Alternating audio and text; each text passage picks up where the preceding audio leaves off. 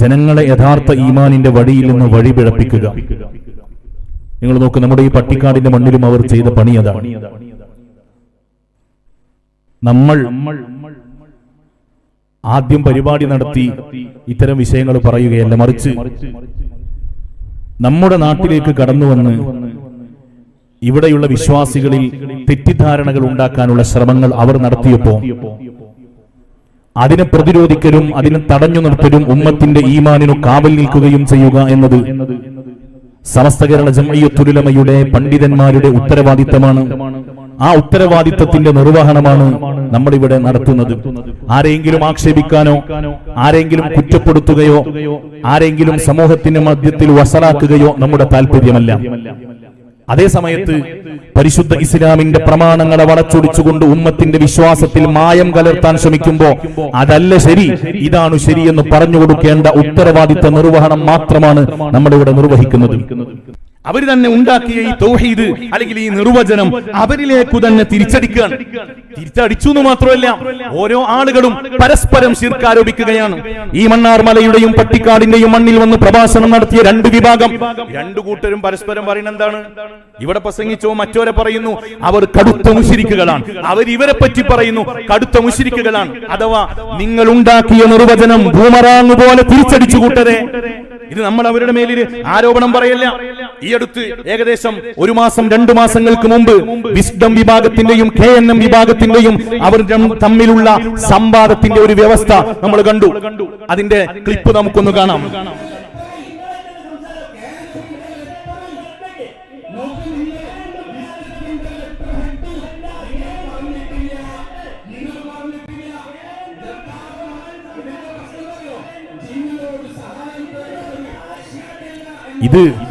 ഇതെന്താ സംഭവം എന്നറിയോ?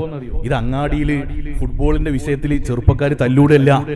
ഒരു ടീം ആ കൈ ഉയർത്തി നിൽക്കണ ആളെ വാദം എന്താ? ഈ മുന്നിൽ ഇരിക്കുന്ന 3 ആൾക്കാർ കൊടിയ മുശ്രിക്കുകളാണ്. അപ്പുറത്തിരിക്കണ ആളോ ഞങ്ങളല്ല മുശ്രിക്ക്, നിങ്ങളാണ് മുശ്രിക്ക്. ആ തല്ലാണ് ഈ കാണുന്നത്. ഇത് അങ്ങാടിയിൽ നടക്കുന്നതല്ല. ശുദ്ധ തൗഹീദ് പഠിപ്പിക്കാൻ വന്ന ആളുകൾ അവരുണ്ടാക്കിയ തൗഹീദ് എന്ന നിർവചനം, അവരുണ്ടാക്കിയ ഇബാദത്തിന്റെ നിർവചനങ്ങൾ ബൂമറാങ് പോലെ തിരിച്ചടിച്ചപ്പോ തെരുവിൽ തല്ലുകയാണ്. മറ്റൊന്ന് കാണൂ നിങ്ങൾ, തെരുവിൽ പരസ്പരം തമ്മിലടിക്കുകയാണ്. തെരുവിൽ തമ്മിലടിച്ചു എന്ന് മാത്രമല്ല, മുജാഹിദ് വിഭാഗത്തിന്റെ പരമോന്നത നേതാവായ ഹനീഫ് ഗായപ്പൊടി അദ്ദേഹം പ്രസംഗിക്കുമ്പോ മറുവിഭാഗം ആളുകൾ വന്നിട്ട് എന്ത് ചെയ്യാണ്? അത് അലങ്കോലപ്പെടുത്തുകയാണ്, അത് തടസ്സപ്പെടുത്തുകയാണ്. കണ്ടു നോക്കൂ നിങ്ങൾ.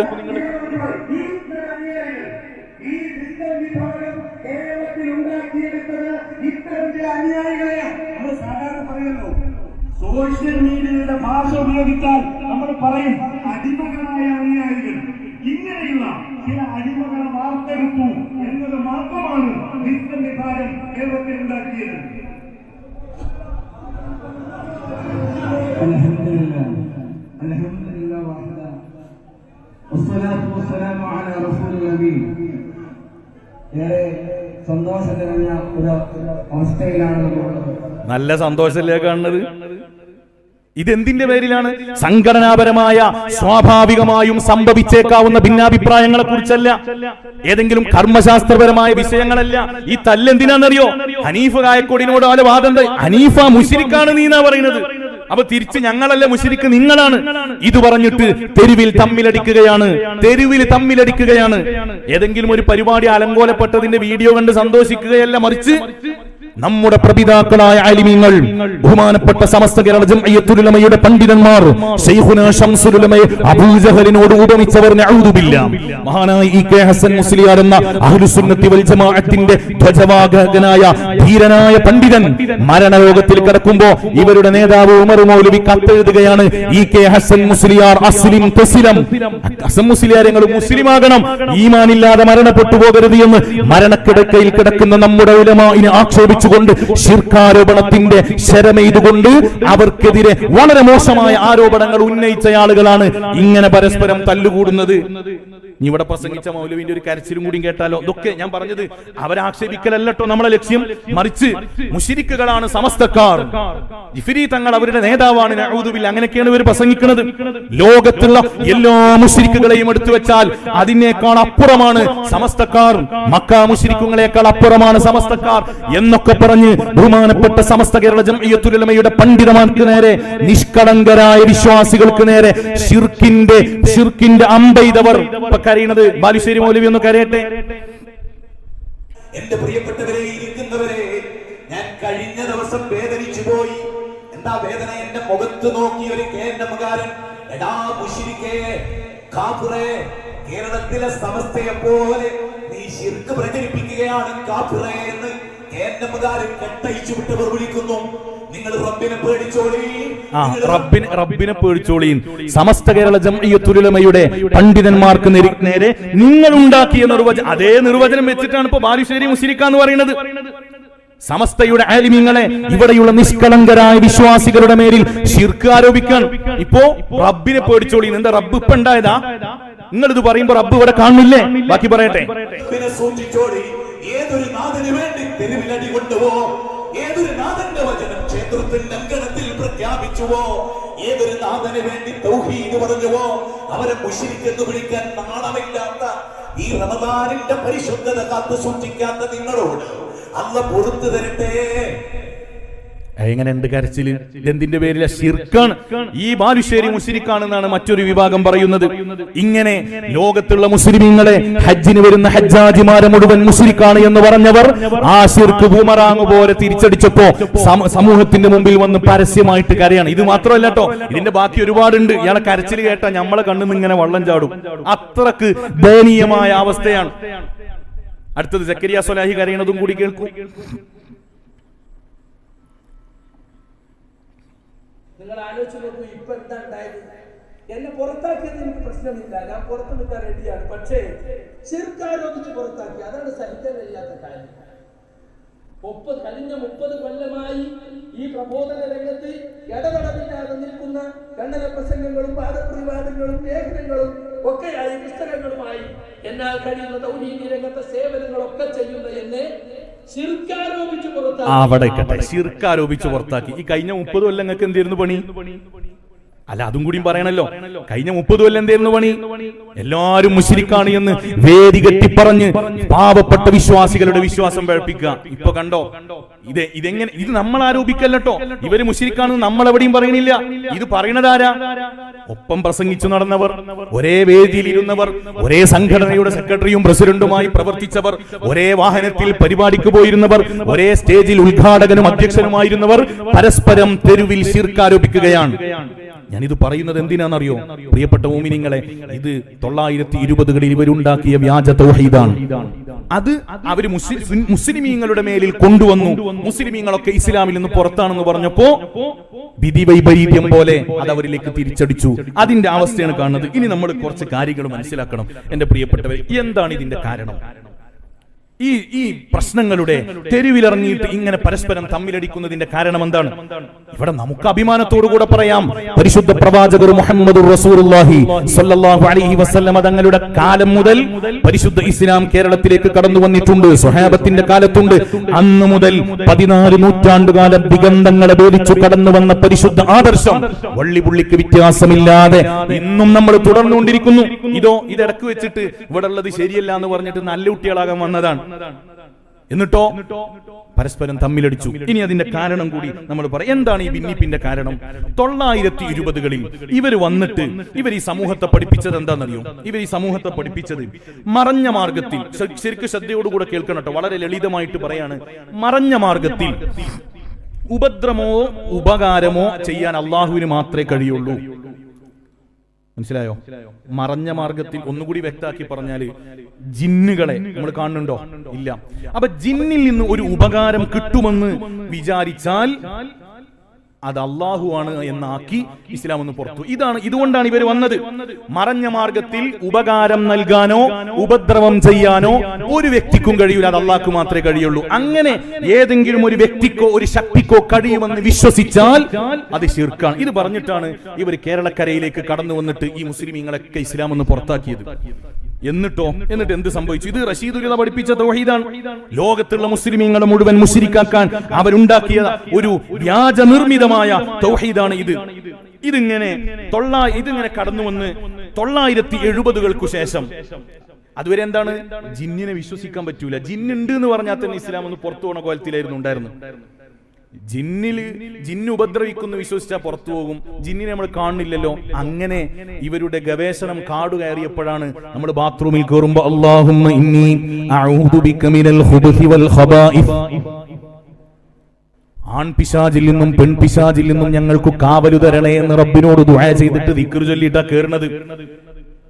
തൗഹീദ് പൊളി. കാരണം എന്താ? പിശാചിന്റെ ഷർറ് മനുഷ്യന്റെ നഗ്ന നേത്രങ്ങളെ കൊണ്ട് കാണാൻ പറ്റണില്ല. അപ്പൊ പിന്നെ ഈ ദുആ എന്ത് ചെയ്യും? അപ്പോൾ വിദഗ്ധമായ ദുർവ്യാഖ്യാനം എന്താണെന്നറിയോ? ബാത്റൂമിലെ ജിന്നി ശൈത്താൻ ഇതിനൊന്നും നമ്മൾ കാണുന്നില്ലല്ലോ. അപ്പോൾ പിന്നെ ബാത്റൂമിൽ കാണുന്നത് എന്താണ്? ബാത്റൂമിൽ കൊതുകുകളാണ്. അപ്പോൾ അല്ലാഹുമ്മ ഇന്നി അഊദു ബിക മിനൽ ഖുബുസി വൽ ഖബായിസ്, ആൺ കൊതുകുകളിൽ നിന്നും പെൺകൊതുകുകളിൽ നിന്നും ഞങ്ങൾക്ക് കാവലു തരണേ. ഇങ്ങനെ അർത്ഥം വെച്ചവരവര്. കാരണം ഇവർക്ക് ഇതിനെ ഉൾക്കൊള്ളാൻ കഴിയുന്നില്ല. സിഹർ പൈശാചികമാണ്.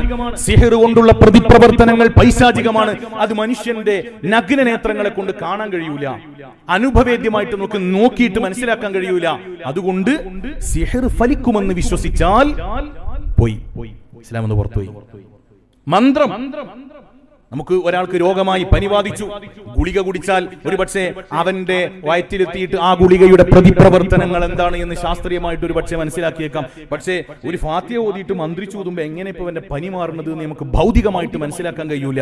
അപ്പൊ മന്ത്രം ഫലിക്കുമെന്ന് വിശ്വസിച്ചാലും ഇസ്ലാം എന്ന് പുറത്തു പോകും. ഇങ്ങനെയായിരുന്നു ഇവർ ആദ്യമായിട്ട് രംഗത്ത് വന്നത്. അതിങ്ങനെ കുറച്ചു കാലം ഇങ്ങനെ മുന്നോട്ട് പോന്നപ്പോ 970-കളിലേക്കൊക്കെ എത്തിയപ്പോ കേരളത്തിൽ നിന്ന് ഗൾഫ് നാടുകളിലേക്ക് പ്രവാസം ആരംഭിച്ചു. അല്ലെ, 970-കൾക്ക് ശേഷമല്ലേ ഗൾഫ് രാജ്യങ്ങളുമായിട്ട് നമ്മൾ സമ്പർക്കം പുലർത്താൻ തുടങ്ങിയത്. അപ്പോൾ ഇവർക്ക് വലിയ ഒരു പ്രതിസന്ധി രൂപപ്പെടുകയാണ്. എന്തെന്ന് വെച്ചാൽ ഇവർക്ക് സംഘടനാപരമായ ഫണ്ടുകൾ, സാമ്പത്തികമായ സ്രോതസ് അത് മുഴുവൻ ഗൾഫ് രാജ്യങ്ങളിൽ നിന്ന് വരാൻ തുടങ്ങി. അതേ സമയത്ത് ഇവരുടെ ആദർശമോ അത് ഈജിപ്ഷ്യൻ മോഡേണിസമാണ്. റഷീദുലുള്ളയുടെ, ജമാലുദ്ദീൻ അഫ്ഗാനിയിലൂടെ, മുഹമ്മദ് അബ്ബയിലൂടെ കടന്നു വന്ന വക്കം അബ്ദുൽ ഖാദർ മൗലവിയിലൂടെ കേരളത്തിലേക്ക് എത്തിയ ഈജിപ്ഷ്യൻ മോഡേണിസമാണ്. ജൂദായിസത്തിന്റെ പിൻബലത്തോടുകൂടെ പ്രൊമോട്ട് ചെയ്യപ്പെട്ട ആശയമാണ്. ഇവർക്കിടയിൽ പ്രശ്നങ്ങൾ ഉരുവപ്പെടാൻ തുടങ്ങി. എന്താ? സാമ്പത്തിക ആശ്രയം വിദേശ രാജ്യങ്ങൾ, ഗൾഫ് രാജ്യങ്ങൾ. ആദർശ ആശ്രയം ഈജിപ്ത്. അപ്പൊ ഒരു കൂട്ടര് പറഞ്ഞു ഇത് രണ്ടും പാടെ ശരിയാവില്ല. ഫണ്ട് അവിടുന്ന് വാങ്ങണമെങ്കിൽ ആദർശം അവിടുന്ന് വാങ്ങണം. ഫണ്ട് കിട്ടുന്നിടത്തേക്ക് ആദർശം മാറ്റണം എന്നർത്ഥം. മറ്റൊരു വിഭാഗം പറഞ്ഞു അത് ശരിയാവില്ല, നമ്മൾ ഇത്രയും കാലം കടന്നു വന്ന ഈ ഈജിപ്ഷ്യൻ മോഡേണിസം തന്നെ ഇവിടെ മതി.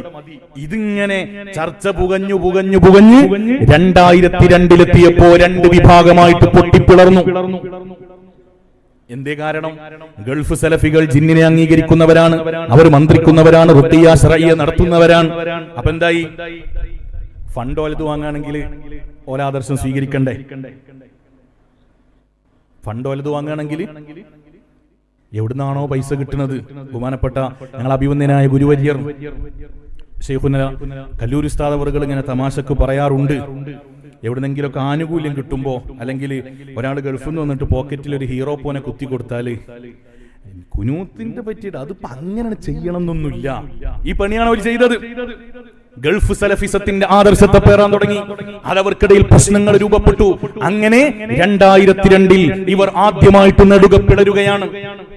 നെടുക പിളർന്നപ്പോ AP അബ്ദുൽ ഖാദർ മൗലവിയുടെ നേതൃത്വത്തിലുള്ള ഗ്രൂപ്പ് മൗലവി ഗ്രൂപ്പ് എന്ന പേരിൽ അറിയപ്പെട്ടു. ഹുസൈൻ മടവൂരിന്റെ നേതൃത്വത്തിലുള്ള ഗ്രൂപ്പ് മടവൂർ ഗ്രൂപ്പ് എന്ന പേരിലും അറിയപ്പെട്ടു. അങ്ങനെ ഹുസൈൻ മടവൂരിന്റെ ഗ്രൂപ്പ്, പിന്നീട് ഹുസൈൻ മടവൂർ അതിലില്ല, മൂപ്പർ എവിടെ ഉള്ളത് എന്ന് മൂപ്പരിക്ക് തന്നെ അറിയില്ല. കാരണം 2016 ഒരു ഐക്യമൊക്കെ ഉണ്ടായി. ഇൻഷാ അല്ലാഹ് സമയത്തിനനുസരിച്ച് നമുക്ക് പറയാം. അങ്ങനെ ഇതൊക്കെ നമ്മൾ എന്തിനാ അറിയും? ഓലടിയിൽ എന്തെങ്കിലും സംഘടനാപരമായ തർക്കം ഉണ്ടായിട്ട് സെക്രട്ടറിനെ തെരഞ്ഞെടുത്തപ്പോ തല്ലൂടിനെ പറ്റിയല്ല പറയണത്, ആണോ?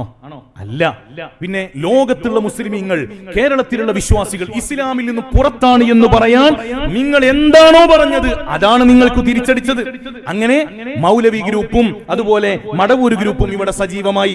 മൗലവി ഗ്രൂപ്പും മടവൂർ ഗ്രൂപ്പും സജീവമായിട്ട് അവരുടെ പ്രവർത്തനങ്ങളിൽ വ്യാപൃതമാവുകയാണ്. പ്രവർത്തനങ്ങളിൽ വ്യാപൃതമായി എന്ന് മാത്രമല്ല, ഒരു കൂട്ടർ ജിന്നിനെ അംഗീകരിച്ചല്ലോ അല്ലെ. അല്ലേ? മനസ്സിലായില്ലേ? ഒരു കൂട്ടര് ജിന്നിനെ അംഗീകരിക്കാൻ തുടങ്ങിയപ്പോ സുബ്ഹാന ജല്ല വഅല ജിന്നിനെ അടിച്ചിറക്കല്, ജിന്നിനെ കയറ്റല്, ജിന്നിനെ ആട്ടല്, ഓടിക്കല്, പിടിക്കല്, ചവിട്ടല്, ആകെ ജിന്ന് ഗവേഷണം പിന്നീട് ഈ വിഭാഗത്തിൽ പരിധിവിട്ട രൂപത്തിൽ വന്നു. ജിന്ന് ഗവേഷണം പരിധിവിട്ട രൂപത്തിലുള്ള ചർച്ചകളായി ജിന്ന് ചികിത്സയുടെ ആളുകളായിട്ട് പെരുമാറി. അങ്ങനെ ജിന്ന് ചികിത്സയുടെ മറവിൽ പാവപ്പെട്ട വിശ്വാസികളെ ക്രൂരമായി പീഡിപ്പിച്ചു ഇവർ. കായക്കൊടി മൗലവി എന്ന് പറയട്ടെ, ജിന്ന് ചികിത്സ ഇവർ നടത്തിയതിന്റെ അതിദയനീയമായ ഒരു സാഹചര്യം നമ്മൾ ആക്ഷേപിക്കുകയല്ല. ഇവിടെയും ഞാൻ അടിവരയിട്ട് പറയുന്നു, നമ്മൾ ഇതെന്തിനു പറയുന്നു എന്ന് മറന്നു പോകരുത്. മുസ്ലിമീങ്ങളെ എന്തിന്റെ പേരിൽ മുശ്രിക്കാക്കിയോ അതാണ് ഇപ്പോൾ അവരിലേക്ക് ബൂമറാങ് പോലെ തിരിച്ചടിച്ചിട്ട് ഇപ്പോൾ അവർ പറഞ്ഞുകൊണ്ടിരിക്കുന്നത്. കായക്കൊടി മൗലവി പറയട്ടെ. ഉമർ സാഹിബ് സൂചിപ്പിച്ചല്ലോ, വിദ്യാഭ്യാസം കൊണ്ട് രക്ഷപ്പെടാൻ കഴിയില്ല. വിവരവും വിദ്യാഭ്യാസം ഉണ്ടായിട്ട് രക്ഷപ്പെടൂല എന്ന് പറയാനുള്ള കാരണം എന്താ അറിയോ? ഇവരെ കൂട്ടത്തിലെ തലമുതിർന്ന നല്ല വിദ്യാഭ്യാസവും നല്ല സൗകര്യമൊക്കെ ഉള്ള ആൾക്കാരാണ് ഈ ജാതി തമ്മാടിത്തരവുമായിട്ട് രംഗത്ത് വന്നത്. ബാക്കി നേരത്തെ ഹസീനയെ ചികിത്സിച്ചത് ഒരു പെൺകുട്ടിയെ, അതും മാസങ്ങളോളം ഭക്ഷണം കൊടുക്കാതെ, ഒരു പത്തിരിയും ഒരു ഗ്ലാസ് വെള്ളമാണ് ആ കുട്ടിയുടെ ഒരു ദിവസത്തെ ഭക്ഷണം. നോക്ക് ജിന്നി ചികിത്സയാണ്. ഒരു പത്തിരിയും ഒരു ഗ്ലാസ് വെള്ളവും കൊടുത്തിട്ട് ഒരു പെൺകുട്ടിയെ ജിന്നി ചികിത്സയുടെ പേരിൽ ക്രൂരമായിട്ട് പീഡിപ്പിച്ചത് ഇവര് തന്നെയാണ് പറയുന്നത്, നമ്മൾ ആരോപിക്കുകയല്ല. പറയട്ടെ, ഇത് കൊടുത്ത് ശാരീരികമായി തളർന്ന ആ കുട്ടിയെ കമിഴ്ത്തി കിടത്തി കൈ രണ്ടും പുറകോട്ടേക്ക് വലിക്കുക, എന്നിട്ട് നട്ടലിൽ മുട്ടുകൊണ്ട് വിരമർത്തി പിടിക്കുക. സുബ്ഹാനല്ലാഹ്, ചികിത്സന്റെ കോലാണ്. ബാക്കി പറയും. അമർത്തി പിടിച്ചിട്ട് ഈ പെൺകുട്ടിയോട് ശ്വാസം കഴിക്കാൻ പറയാം. ഓക്കെ, എന്തിന്? ജിന്നുള്ളത് മൂക്കിലാണ്. മൂക്കിന്ന് ജിന്ന് പുറത്തു വരുന്നത്. ഇത് ഇവിടെ നിൽക്കണില്ല കേട്ടോ. അല്ല, കാറ് റിവേഴ്സ് എടുക്കുമ്പോ ബാക്കിൽ ജിന്നുണ്ടോന്നോ മനുഷ്യന്മാരുണ്ടോന്ന് നോക്കാൻ പ്രയാസമാണ്. അതിന്റെ ഇടയിൽ ജിന്നുണ്ടോ നോക്കണം. മേശ തുറന്നിട്ട് വലിപ്പടക്കുമ്പോ മേശയുടെ വലിപ്പിനകത്ത് ജിന്ന് കുടുങ്ങുന്നു നോക്കണം. ഇങ്ങനെ ജിന്നില്ല എന്ന് പറഞ്ഞ ആൾക്കാർക്ക് ജിന്നാണ് തരിപ്പിപ്പോയി. പറയട്ടെ, അത് ഇവരെ മാത്രം വിശ്വാസമല്ല. നമ്മുടെ ചെറുവാടിക്കാരൻ ജിന്നി ചികിത്സകൻ മന്ത്രവാദി എന്റെ മുമ്പിൽ നിന്ന് ചികിത്സിച്ചിട്ടുണ്ട്. യാദൃശ്ചികമായി പെരിന്തൽമണ്ണയിൽ ഒരു സംവാദ വ്യവസ്ഥയുമായി എത്തി രാത്രി അവിടെ നമ്മളെ അയലോക്കത്ത് നടന്ന കാര്യം പറയുന്നത്. ഈ ഒരു സംവാദ വ്യവസ്ഥക്ക് വന്നു എന്ന് പറഞ്ഞതിന്റെ താല്പര്യം എന്താ? ഒപ്പുള്ള ആൾക്കാരാണ്, ഒരേ റൂമിലാണ്. ബാക്കി പറയട്ടെ. പിറ്റേന്ന് രാവിലെ സുബഹിസ്കരിച്ച് പള്ളിയിൽ പോകുമ്പോ ഈ മന്ത്രവാദിയുടെ കൂടെ രണ്ടാളുണ്ട്, രണ്ട് ചെറുപ്പക്കാർ. റൂമിലെത്തി ഞാനൊരു ഫോൺ വന്ന് പുറത്തേക്ക് ഇറങ്ങി തിരിച്ചു കയറുമ്പോ ഈ മന്ത്രവാദി അതിലൊരു ചെറുപ്പക്കാരന് കസേരയിൽ ഇങ്ങനെ പുറകിലേക്ക് തല മലർത്തി കിടത്തി ഇരുത്തിയിരിക്കുകയാണ്. അയാളുടെ കയ്യിൽ ഒരു പാത്രത്തിൽ വെള്ളമുണ്ട്. ഈ മന്ത്രവാദിയുടെ ദീനീ യോഗ്യതയും വിദ്യാഭ്യാസ യോഗ്യതയും ഈ മന്ത്രവാദിയുടെ ഭൗതിക വിദ്യാഭ്യാസ യോഗ്യതയും അറിയുന്നവനാണ്. അപ്പൊ നല്ല ഭൗതിക വിദ്യാഭ്യാസവും ദീനീ വിദ്യാഭ്യാസവും ഒക്കെ ഉണ്ട്. പ്രിയപ്പെട്ട സഹോദരങ്ങളെ, നമ്മളിങ്ങനെ വിചാരിക്കും അത്യാവശ്യം നല്ല വിദ്യാഭ്യാസം, ആ കോലാണ് ഈ കാണുന്നത്. വിദ്യാഭ്യാസം ഉണ്ടായതുകൊണ്ടാണ് എന്ന്, വിദ്യാഭ്യാസം ഉണ്ടായതുകൊണ്ട് കാര്യമില്ല എന്ന് മുമ്പ് ആമുഖത്തിൽ പറഞ്ഞതിന്റെ താല്പര്യം അതാണ്. ഇവൻ ഈ കയ്യിൽ പാത്രം എടുത്തിട്ട് അതിൽ കൈയിട്ട് വെള്ളം മുക്കി ഈ പയ്യന്റെ മുഖത്തേക്ക് അടിക്കുകയാണ്. പയ്യൻ തല കൊടുക്കും. എന്നോട് പറഞ്ഞു, കണ്ടില്ല കായക്കൊടി, കരിമൂക്കിനുള്ളിലാണ് ജിന്നുള്ളത്. അതാണ് ഇങ്ങനെ ആയത്തിൽ കുറിച്ച് വെള്ളം തട്ടുമ്പോ പടയുന്നത്. ഞാൻ പറഞ്ഞു, പൊന്നാര ജമാലെ, ആരെ മൂക്കിലേക്ക് വെള്ളം തട്ടിയാലും അവര് തലപടയും. ഞങ്ങളുടെ നാട്ടിലൊക്കെ പറയാറുള്ള ഒരു സംഭവമുണ്ട്. ചില അറവുകാര് പോത്തിനോട് സമ്മതം ചോദിച്ചിട്ടേ അറക്കുള്ളൂ. പോത്തിനോട് എങ്ങനെ സമ്മതം ചോദിക്കല്? പോത്തിന് ഇങ്ങനെ അറക്കാൻ കൊണ്ടുവന്ന് കെട്ടിയിട്ട് കയ്യിൽ വെള്ളം എടുത്തിട്ട് പോത്തിന്റെ മൂക്കിലേക്ക് അടിക്കും. അപ്പോ ഒരു സെൻസിറ്റീവ് ഏരിയ എന്നുള്ള നിലയിൽ പോത്ത് തലകൊടിയും. അപ്പൊ സമ്മതിച്ചിരുന്ന ഇതാരാണ് പറയുന്നത്? ലോകത്ത് മുഴുവൻ ശുദ്ധ തൗഹീദിനെ പഠിപ്പിക്കാൻ വന്നവർ, നമ്മുടെ സൂക്ഷ്മശാരുക്കളായ വറഇന്റെ അഹ്ലുകാരായ പണ്ഡിതന്മാർക്കു നേരെ ശിർക്ക് ആരോപിച്ചവർ എത്തിപ്പെട്ട അധപതനത്തിന്റെ അധമഭാവതലമാണിത്. ഇതിവിടെ നിൽക്കുന്നുണ്ടോ? ഇല്ല. അടുത്ത ആളും കൂടി പറയട്ടെ. ഞാൻ ഇത് പറയുന്നത് എന്തിനറിയോ? ഇതിന്റെ പിന്നിൽ നമുക്കൊരാളെ പരിഹസിക്കുക എന്ന് ലക്ഷ്യമില്ല. ഇതിന്റെ പിന്നിൽ എന്നെ ശ്രവിക്കുന്ന എന്റെ പ്രിയപ്പെട്ട സഹോദരങ്ങളെ പരിഹാസമോ വസലാക്കലോ അല്ല നമ്മുടെ ലക്ഷ്യം. മറിച്ച് ഈ തൗഹീദിന്റെ പേരിൽ ഒരുപാട് വിശ്വാസികളെ കണ്ണീര് കുടിപ്പിച്ചവരാണ്, ഒരുപാട് വിശ്വാസികളുടെ ഈമാൻ പഴപ്പിച്ചവരാണ്. അവരെന്തു പറഞ്ഞ് ഈമാൻ പഴപ്പിച്ചോ അത് തിരിച്ചടിച്ചപ്പോ അവര് സമൂഹത്തിന്റെ മുമ്പിൽ വഷളാകുന്ന, അല്ലെങ്കിൽ സമൂഹത്തിന്റെ മുമ്പിൽ ദയനീയമായിട്ട് അവർ അവതരിപ്പിക്കുന്നതാണ്. അവര് തന്നെ പറയട്ടെ. എന്റെ നാട്ടിലെ പരിസരത്ത് നിന്നാണ് ഞാനിത് നിങ്ങളോട് സംസാരിക്കുന്നത്. വേദനയോടുകൂടെ തന്നെയാണ്, എന്റെ ഹൃദയം തൊട്ട് മനസ്സ് തൊട്ട് വലിയ വേദനയോടുകൂടെയാണ് ഞാൻ നിങ്ങളോട് സംസാരിക്കുന്നത്. പാരമ്പര്യവും പഴക്കവും ഇസ്ലാഹി പ്രസ്ഥാനത്തിന്റെ തറവാട്ടിലേറെ പറയാനുള്ള ഏറെ പുകൾപ്പെട്ട ഒരു കുടുംബത്തിൽ നിന്ന് രോഗിയായ ഒരു വ്യക്തിയെ ആ രോഗം ബാധിച്ച് അദ്ദേഹത്തിന് ജിന്നുബാധയാണ് എന്ന കുടുംബവും സുഹൃത്തുക്കളും ബന്ധുക്കളൊക്കെ വിലയിരുത്തിയിട്ട് അയാളെ ചികിത്സിക്കാൻ വേണ്ടി കൊണ്ടുപോകുന്നു. അഫ്ദലിൽ നിന്ന് കഴിഞ്ഞ ഒന്നിലേറെ ആളുകളുള്ള ഒരു വീട്ടിൽ നിന്ന് ഒരു വ്യക്തിക്ക് ജിന്ന് ബാധിച്ചതാണ് എന്ന് സ്വയം വിലയിരുത്തിയിട്ട് അയാളെ ചികിത്സിക്കാൻ വേണ്ടിയിട്ട് ഒരു മന്ത്രവാദിയുടെ അടുത്തേക്ക് കൊണ്ടുപോകുന്നു. അയാളെ കൊണ്ടുപോയി ചികിത്സിക്കുന്നതിന് വേണ്ടി ഇരുത്തി ചികിത്സിച്ചു കൊണ്ടിരിക്കെ പരിശുദ്ധ ഖുർആന്റെ ആയത്തുകൾ അങ്ങനെ ഓതി, അതാണ് പോലും ചികിത്സ നടന്നത്. ഓതിക്കൊണ്ടിരിക്കുമ്പോ ഈ രോഗിയുടെ വയറ്റിന്റെ അകത്തുനിന്ന് ഒരു മുഴ അതിങ്ങനെ ഉരുണ്ട് മെല്ലെ മെല്ലെ നെഞ്ചിലൂടെ അങ്ങനെ മേലേക്ക് കയറി വന്നു. ജിന്നാണ്. ശരീരത്തിന്റെ അകത്തുനിന്ന് പുറത്തേക്ക് ഓതിങ്ങനെ കേൾക്കുമ്പോ ശരീരത്തിന്റെ അകത്തുനിന്ന് പുറത്തേക്ക് വരികയാണ്. ഏതെങ്കിലും ഖുറാഫി കുടുംബത്തിലെ കഥയല്ല ഞാൻ. ഖുറാഫി എന്ന് പറയുന്നത് നമ്മളെ പറ്റിയാണ്. അഥവാ സമസ്തക്കാര കുടുംബത്തിലല്ല, വിദ്യാസമ്പന്നരായ മുജാഹിദ് നേതാക്കളുടെ വീട്ടിൽ നടന്ന ദയനീയമായ ജിന്നു ചികിത്സയാണ് പറയുന്നത്. മരിക്കുന്നത് വരെ ഇസ്ലാഹി പ്രസ്ഥാനത്തിന്റെ സംസ്ഥാന തലത്തിൽ അമരത്തിരുന്ന ഒരു മഹാവ്യക്തിയുടെ വീട്ടിനകത്ത് നിന്ന് രോഗിയായ ഒരു മനുഷ്യരെ മാന്ത്രികന്റെ അടുത്ത് മന്ത്രവാദിയുടെ അടുത്ത് കൊണ്ടുപോയിട്ട് ചികിത്സിച്ച് അതിനെപ്പറ്റി അതിന്റെ ആളുകൾ വിശദീകരിക്കുന്ന കഥയാണ്. അതിങ്ങനെ ഉരുണ്ടുവന്നു. എന്നിട്ട് ചങ്കിലെത്തി. ഈ മുഴ ചങ്കിലെത്തിയ സമയത്ത് ഓതുന്നയാൾക്ക് ഫോൺ വന്നു. അത് അറ്റൻഡ് ചെയ്യാൻ വേണ്ടി അയാൾ പുറത്തുപോയി അയാൾ തിരിച്ചു വന്നപ്പോ ഈ മുഴ രോഗിയുടെ ചങ്കിൽ ഉറച്ചു പോയിരിക്കുന്നു. ഇനി അങ്ങോട്ടും നീങ്ങില്ല. ഇനി ഓതിയാൽ രോഗി മരണപ്പെട്ടു പോകും. ഇത് വിശ്വാസമാണ്. ഇവർ മുജാഹിദാണ്. ഇവരാണ് മുജാഹിദുകൾ എന്നിവർ അവകാശപ്പെടുന്നു. ഇവരല്ലാത്തവരൊന്നും മുജാഹിദുകളല്ല എന്നിവർ കേരളത്തിൽ പ്രചരിപ്പിക്കുന്നു.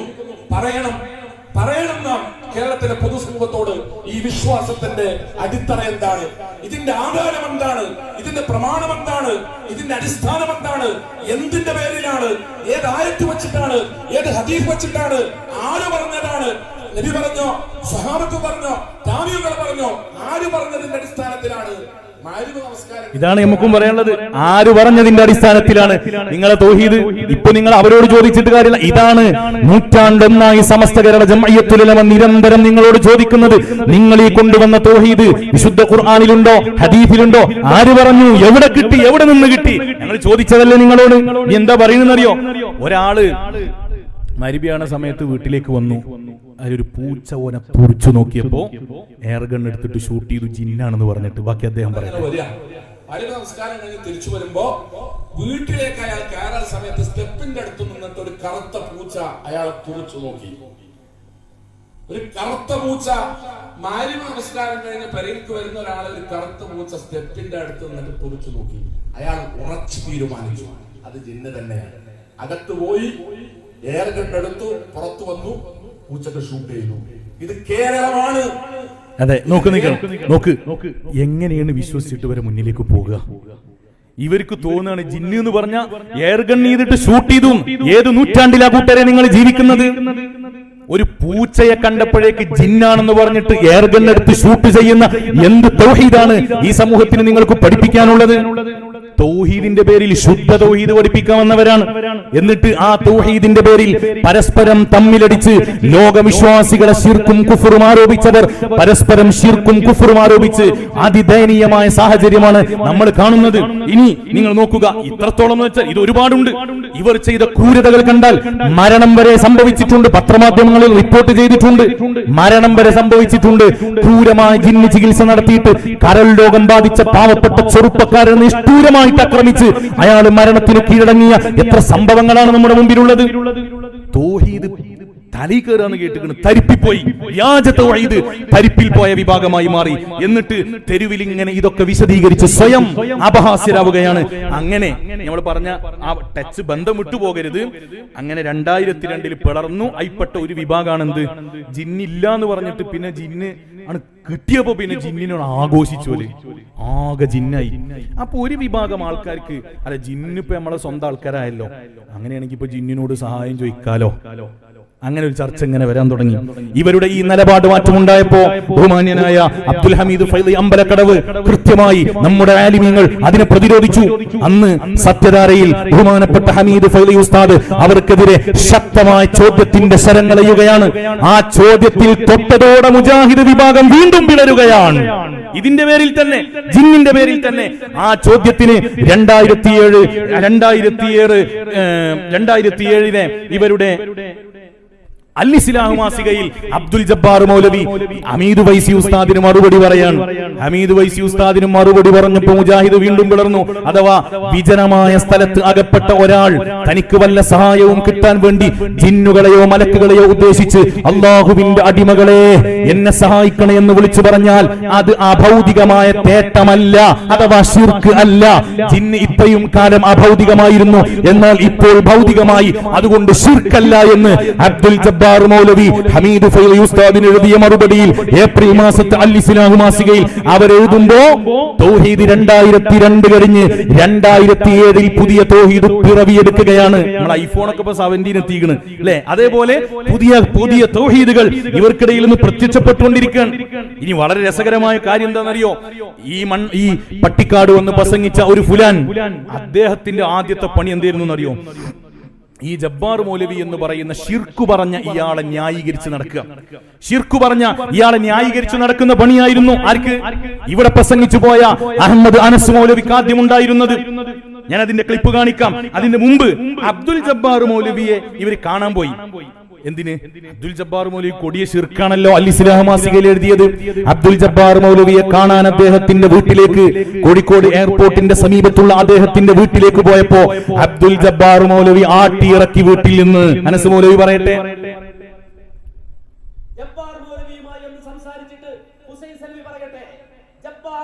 അന്ന് പോയ സമയത്ത് ഇയാൾ ഹുസൈൻ സലഫി ഒരുമിച്ചാട്ടോ പോയത്. അന്ന് ഒരു കട്ട ചങ്കുകളായിരുന്നു. കാരണം 1-ാം നമ്പർ തൗഹീദിന്റെ ആൾക്കാരായിരുന്നു.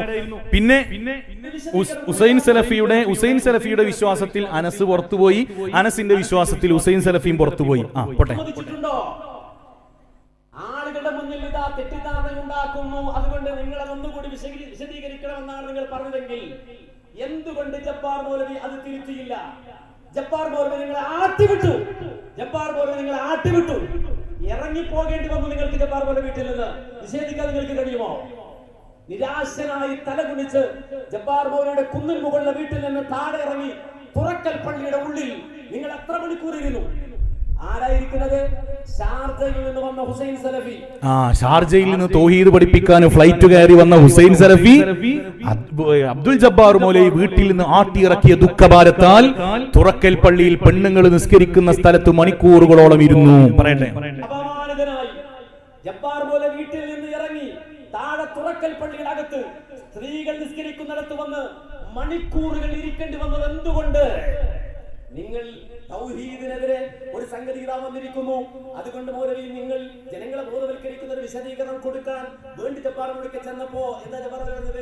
എനിക്ക് പറ്റൂല എന്നാണ്, ഞാൻ കൊടുക്കൂല എന്നാണ്, ഞാൻ തരില്ല എന്നാണ്. ശരിയാണോ മൗലവി? വിശദീകരിക്കണ്ടേ എന്തുകൊണ്ട്? അഥവാ അബ്ദുൽ ഹമീദ് ഫൈസിയുടെ ചോദ്യത്തിന് അബ്ദുൽ ജബ്ബാർ മൗലവി അൽ-ഇസ്ലാഹ് മാസികയിൽ മറുപടി എഴുതിയപ്പോ ഇവർക്ക് പ്രശ്നമായി. കാരണം കൊടിയ ശിർക്കാണ് അബ്ദുൽ ജബ്ബാർ മൗലവി എഴുതിയത്. അങ്ങനെ അബ്ദുൽ ജബ്ബാർ മൗലവി എന്ത് ചെയ്തു? ഇവരെ വീട്ടിൽ നിന്ന് ആട്ടിയിറക്കി. ഇവർ പോയ സന്ദർഭം സക്കരിയ സ്വലാഹി ഒന്നുകൂടി പറയട്ടെ. അനസ് മൗലവി പറഞ്ഞതിനേക്കാൾ കുറച്ചും കൂടി അതിലുണ്ടാവും. ബാക്കി പറയട്ടെ. ഇനി സുഹൃത്തുക്കളെ, അബ്ദുൽ ജബ്ബാർ മൗലവി എഴുതി, അബ്ദുൽ ജബ്ബാർ മൗലവിയുടെ അടുത്ത് ഉടനെ തന്നെ തിരുത്താൻ പോയി എന്നാണ്. ഹുസൈൻ സലഫി പോയി, അനസ് മൗലവി പോയി, പലരും പോയി. എന്നിട്ടോ എന്താണ് ഉണ്ടായത്? തിരുത്തിയോ? ജബ്ബാർ മൗലവി പറഞ്ഞു എനിക്ക് തിരുത്താൻ കഴിയില്ല, തിരുത്തേണ്ടതൊന്നുണ്ടെന്ന് എനിക്ക് മനസ്സിലായിട്ടില്ല. കുറച്ച് വിഷയം പറഞ്ഞെടുത്തപ്പോ അനസ് മൗലവി പറഞ്ഞു എനിക്കിപ്പോ മനസ്സിലായി. എനിക്ക് മനസ്സിലായി എന്ന് പറഞ്ഞാല് ഖഫാ തീർന്നു എന്ന് പറഞ്ഞാല് അബ്ദുൽ ജബ്ബാർ മൗലവിയുടെ ആ ശിർക്കൻ വിശ്വാസം ശരിയാണ് എന്ന് പറഞ്ഞിട്ട് അനസ് മൗലവി ഒപ്പം കൂടിയിട്ട് ജബ്ബാർ മൗലവിന്റെ വീട്ടിൽ നിന്ന് നോക്കിയാൽ ഫ്ലൈറ്റ് പോകണത് ശരിക്കും ഇങ്ങനെ കാണും. അത് നോക്കി നിന്നു. പിന്നെ സംസാരിച്ചുകൊണ്ടിരിക്കുക. അനസ് മൗലവി കുറച്ച് അപ്പുറത്ത് പോയിട്ട് മൗലവിന്റെ വീട്ടിൽ നോക്കി എയർപോർട്ടിൽ പ്ലെയിൻ പോകുന്നത് നേരെ കാണാം. അത് നോക്കി ഇങ്ങനെ നിൽക്കുക. തൗഹീദ് പഠിപ്പിക്കാൻ പോയ ആൾക്കാരെ കോലാണ്. ജനങ്ങളെ ശിർക്കിൽ നിന്ന് രക്ഷിച്ചുകൊണ്ട് ശുദ്ധ തൗഹീദ് പഠിപ്പിക്കാൻ പോയ ആള് അബ്ദുൽ ജബ്ബാർ മൗലവിയുടെ ശിർക്കിന്റെ കൂടെ കൂടി. ഹുസൈൻ സലഫിക്കാണ് പിന്നെയും ടെൻഷൻ ഉണ്ടായത്.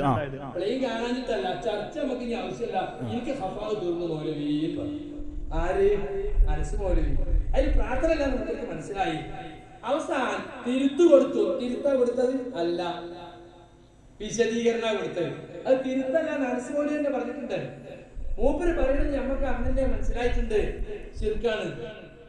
നോക്കണം, മൂപ്പര് പറയുന്നത് അഥവാ ജബ്ബാർ മൗലവിന്റെ ഷിർക്കിന്റെ ഒപ്പം കൂടി അനസ് മൗലവി പിന്നീട് കുടുങ്ങിയപ്പോ പറയുന്ന സംഗതി അത് ഷിർക്കാണെന്ന് അന്ന് തന്നെ നമുക്ക് തിരിഞ്ഞിക്കണ്. അന്ന് ഷിർക്കാണെന്ന് തിരിഞ്ഞതെങ്കിൽ പിന്നെ എന്തിനാണ് അബ്ദുൽ ജബ്ബാർ മൗലവിന്റെ കൂടെ പോയത് എന്നാ സക്കരിയ മൗലവി ചോദിക്കണത്.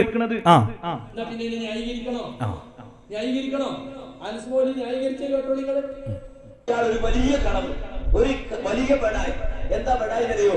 കേട്ടുള്ളത് ഒരു വലിയ ബെടായി പറയാൻ. മുജാഹിദ് പ്രസ്ഥാനം രാത്രി മാത്രം പകലും ജില്ലയിലുള്ള സഹായം ചോദിക്കാനാണ്, പിശാചിനോട് ചോദിക്കാനാണ് പറയുന്നത്. ഇവർ പറയുന്നത് വിജനമായ മരുഭൂമിയിൽ നമ്മൾ അകപ്പെട്ടു. മരുഭൂമി എന്ന വലിയ കേസ് നമ്മൾ അറിഞ്ഞ കാര്യമില്ല. മരുഭൂമിയിൽ അകപ്പെട്ടാല് വഴി അറിയില്ലെങ്കിൽ രക്ഷിത മരിച്ചു പോകുന്ന വഴി വേറെ വഴിയില്ല. കാരണം മരുഭൂമി ചുട്ടുപൊള്ളുന്ന മണൽക്കാടാണ്. ഒരു വാറും കൊള്ളക്കുണ്ടാവില്ല, റോഡില്ല, വഴിയില്ല, മനുഷ്യന്മാരില്ലാത്ത വിജനമായ പ്രദേശം. റോഡ് അറിഞ്ഞില്ലെങ്കിൽ വഴി അറിഞ്ഞില്ലെങ്കിൽ രക്ഷപ്പെടാൻ ഒരു വഴിയില്ല.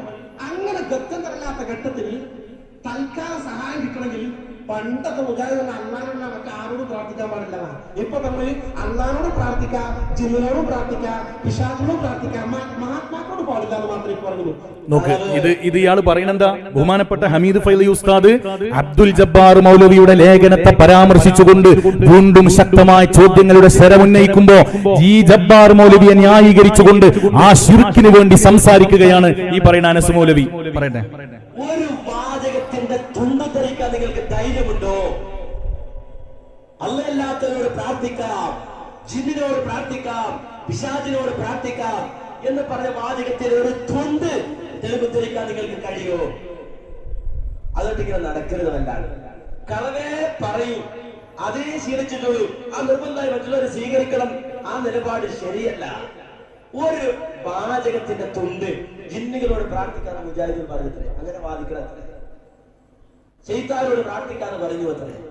നിങ്ങൾക്ക് ഉദ്ധരിക്കാൻ പറ്റുമോ? ഇല്ല. എന്റെ മൂപ്പരിന്ന് പറഞ്ഞിട്ട് ഉദ്ധരിക്കുന്നത് കേട്ടോളൂ. ഉദ്ധരിക്കുന്ന വാചകത കേട്ടോളൂ. പറയുന്നതെന്താ വെച്ചാല് അപ്പൊ കുട്ടികളാണെങ്കിൽ ജിന്നിനോട് ചോദിച്ചോളൂ, ജിന്ന് വഴി കാണിച്ചു തരാൻ സാധ്യതയുണ്ട്, പിശാച് വഴി കാണിച്ചു തരാൻ സാധ്യതയുണ്ട്. ഞാൻ വായിച്ചു പറ്റിട്ടാണ്.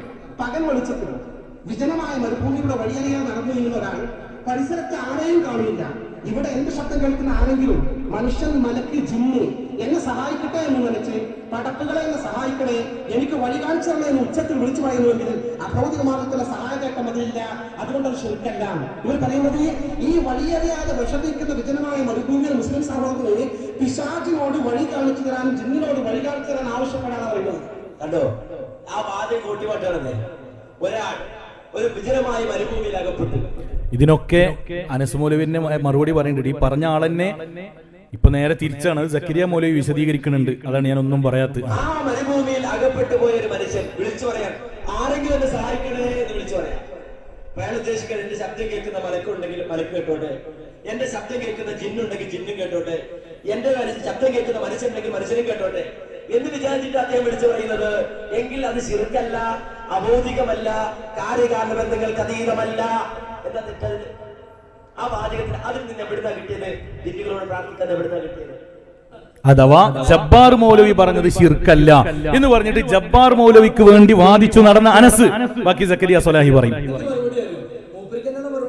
അതാണ് ഇപ്പൊ അനസ് മൗലവിക്ക് മറുപടി പറയാണ്. ഇപ്പൊ ഈ ഓതി ആയത്തും ഈ പറഞ്ഞ തത്വമൊക്കെ വിഴുങ്ങേണ്ടി വന്നില്ലേ? അല്ലേ? സുലൈമാൻ നബിയുടെ കാര്യം വിഴുങ്ങേണ്ടി വന്നില്ലേ? ഹാജറ ബീവിന്റെ കാര്യം വിഴുങ്ങേണ്ടി വന്നില്ലേ? മറഞ്ഞ വഴി തെളിഞ്ഞ വഴി ഇപ്പൊ നിങ്ങൾക്കെന്നെ തിരിയാണ്ടായില്ലേ?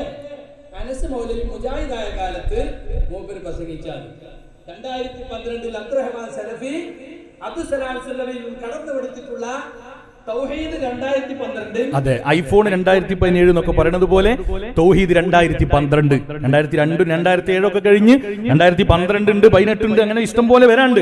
അപ്പൊ തൗഹീദ് 2012 എത്തിയപ്പോ ഈ പറഞ്ഞ അനസ് മൗലവി തിരുത്തി പറഞ്ഞപ്പോ എന്ത് സംഭവിച്ചു?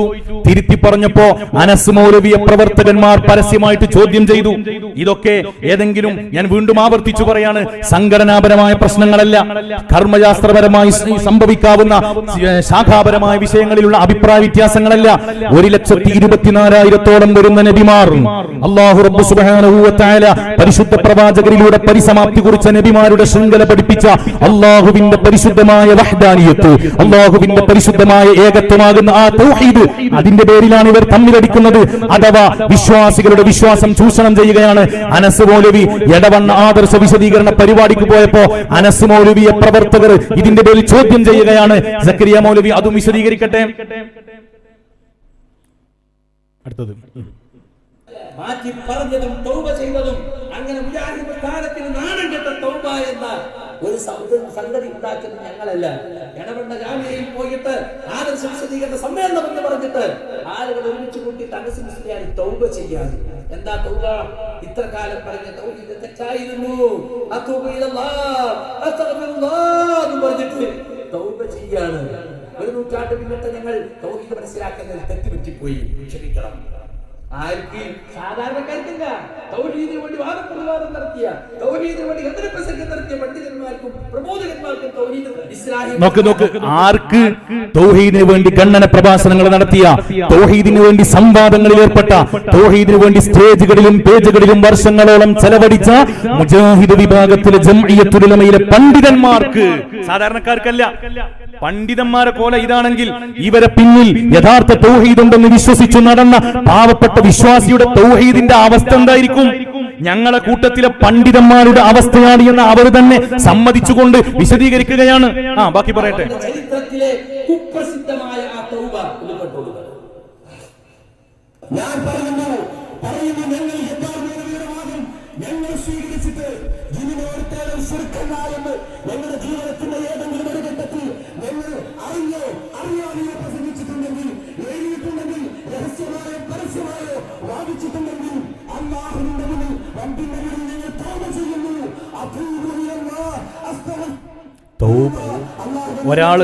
ഒരാള് മുശ്രിക്കായാല് അസ്തഗ്ഫിറുല്ലാഹ് എന്ന് പറഞ്ഞാൽ മതിയോ? കലിമ ചൊല്ലി തിരിച്ചു വരണ്ടേ? കലിമ ചൊല്ലിയിട്ട് മടങ്ങി വരണ്ടേ? ഞങ്ങൾക്ക് ഉണ്ടെങ്കിൽ മൂപ്പര് ഉറപ്പ് പറയുന്നില്ല. ഞങ്ങളടുത്ത് അങ്ങനെ ഏത് നേരത്തെ പച്ചയായിട്ട് നമ്മൾ കണ്ടതാണ്. ജബ്ബാർ മൗലവി പറഞ്ഞതിനെ, ആ ശിർക്കിനെ ന്യായീകരിച്ചു നടന്ന ആള് ഇതാണ്. തൗഹീദ് 2012 എന്ന് നേരത്തെ പറഞ്ഞില്ലേ, അതാണ് ഇത്. ബാക്കി പറയട്ടെ.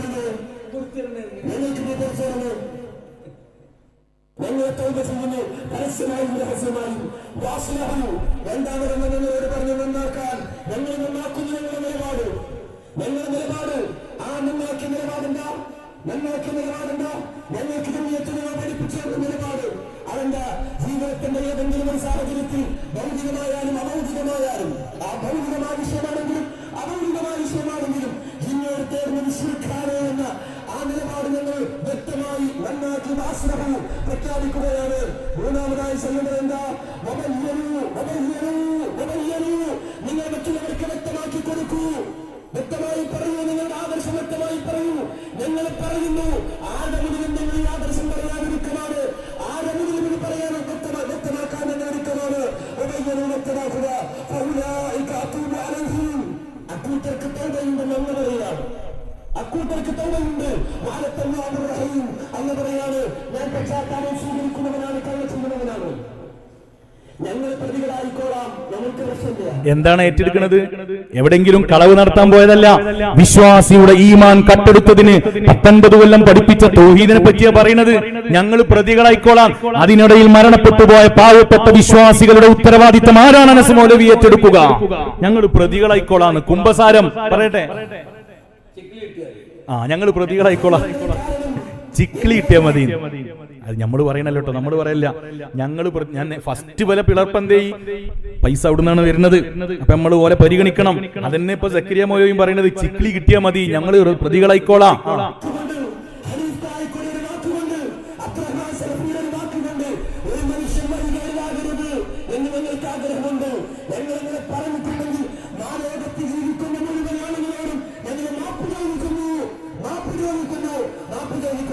പക്ഷേ ഞങ്ങളൊരു കാര്യം പറയാം, തുറന്നു പറയാം, മനസ്സറിഞ്ഞുകൊണ്ട് പറയാം. ആ വിശ്വാസം ഞങ്ങളുടെ മനസ്സിലില്ല. ഞങ്ങൾ വിശ്രമിച്ചിട്ടില്ല. ആ വിശ്വാസം ഞങ്ങൾ പ്രയോഗിക്കില്ല. ജീവിതത്തിന്റെ ഒരു ഘട്ടത്തിലും അല്ലാഹുവിന്റെ ഹൃദയമറിയുന്നവരോട് ഞങ്ങൾ ചെയ്തൊരു തെറ്റുണ്ട്, ഞങ്ങൾ ചെയ്തവിടെ തെറ്റുണ്ട്.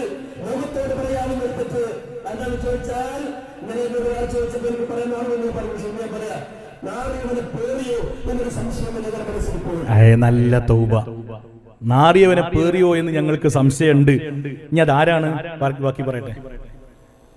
അതിപ്പോ ഉണ്ട്. അപ്പൊ സ്വാഭാവികമായിട്ടുണ്ടാവുന്ന പ്രയാസമൊക്കെ ഉണ്ടാവും. അത് ശരിയാവും. നാറിയവനെ പേറിയോ സംശയമല്ല, ഇപ്പൊ ഉറപ്പായി. പക്ഷെ നാറിയവൻ ആരാന്ന് മാത്രം തീരുമാനിച്ചാൽ മതി. അത് എത്രയും ശരിയാണോ? വളരെ ഫിറ്റാണ് നിങ്ങൾ പറഞ്ഞത്. പക്ഷെ ഇപ്പോൾ ഉദ്ദേശിച്ചത് അബ്ദുൽ ജബ്ബാർ മൗലവിയാണോ? അത് ശരിയല്ല. അബ്ദുൽ ജബ്ബാറിനെ ഉദ്ദേശിച്ചാണോ പറയുന്നത്? അബ്ദുൽ ജബ്ബാർ മൗലവിയെ കൂട്ടിക്കൊണ്ട് നടന്ന് ഒരുപാട് വാദപ്രചാരത്തിൽ കൂടെ ഇരുത്തി അവസാനം നാറി എന്ന് വിളിക്കുക. സക്കരിയ സലാഹിബിന് അങ്ങനെ നാറി എന്നൊന്നും വിളിക്കൂല എന്നാണ് മൂപ്പരെ സംസാരത്തിൽ നിന്ന് മനസ്സിലാവണത്. നോക്കി നോക്കുക. നാറിയവനെ പേറി എന്ന് പറയാ. തൗബയിലല്ലേ ഞാൻ എന്തായോ സക്കരിയ സലാഹി അബ്ദുസ്സലാം സിദ്ദീഖിനെ പറ്റി നാറിയുടെ പേറി മൂപ്പരും പറഞ്ഞേക്കണ്. വടവൂരിയുടെ ഈ നാളും അയാളെ പേറിയാണ് ഇപ്പോഴും പറയുന്നത്. പക്ഷെ ഞാൻ തൗബയിലൊക്കെ പറഞ്ഞല്ലോ, അത് തൗബയാണ്. തൗബ എന്ന് പറയുമ്പോ ഒരു ഇബാദത്തല്ലേ, അല്ലേ? തെറ്റി ബോധ്യപ്പെട്ടിട്ട് രഹസ്യമായിട്ട് പരസ്യമായിട്ടും അള്ളാഹോടും നാട്ടുകാരോടും ഒക്കെ വിളിച്ചു പറയല്ലേ? അതിന്റെ അടിയിലിട്ട് ജിന്നുകളോട്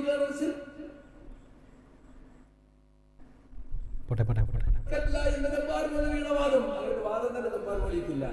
ജിന്നുകളോട് സഹായത്തോടെ ശിർക്കല്ലാത്തൊരു വാദം ജബ്ബാർ വലിക്കില്ല. അപ്പൊ ആദ്യം നുണ, അവസാനം തെറി. നല്ല തൗബ. ഇതെന്തിനു?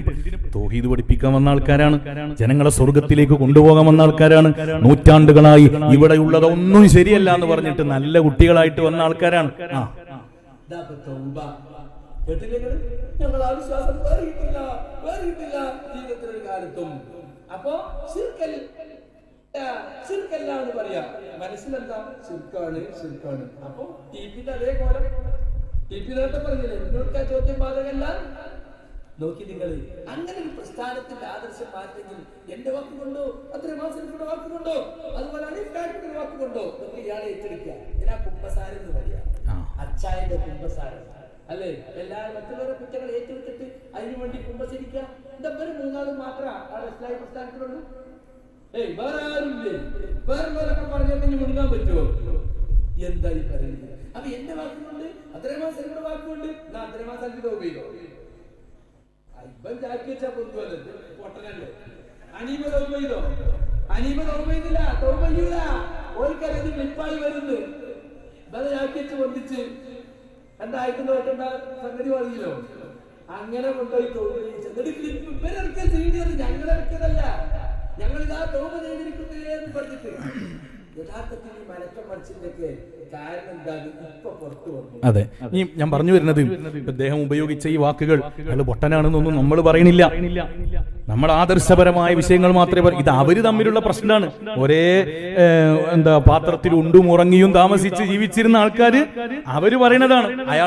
അയാള് ബുദ്ധിയുള്ള ആളാണോ അല്ലാത്ത ആളാണോ എന്നൊക്കെ അവർക്ക് അറിയാം. നമ്മളത് ഏറ്റെടുക്കുന്നുമില്ല. നമ്മുടെ വിഷയം എന്താണ്?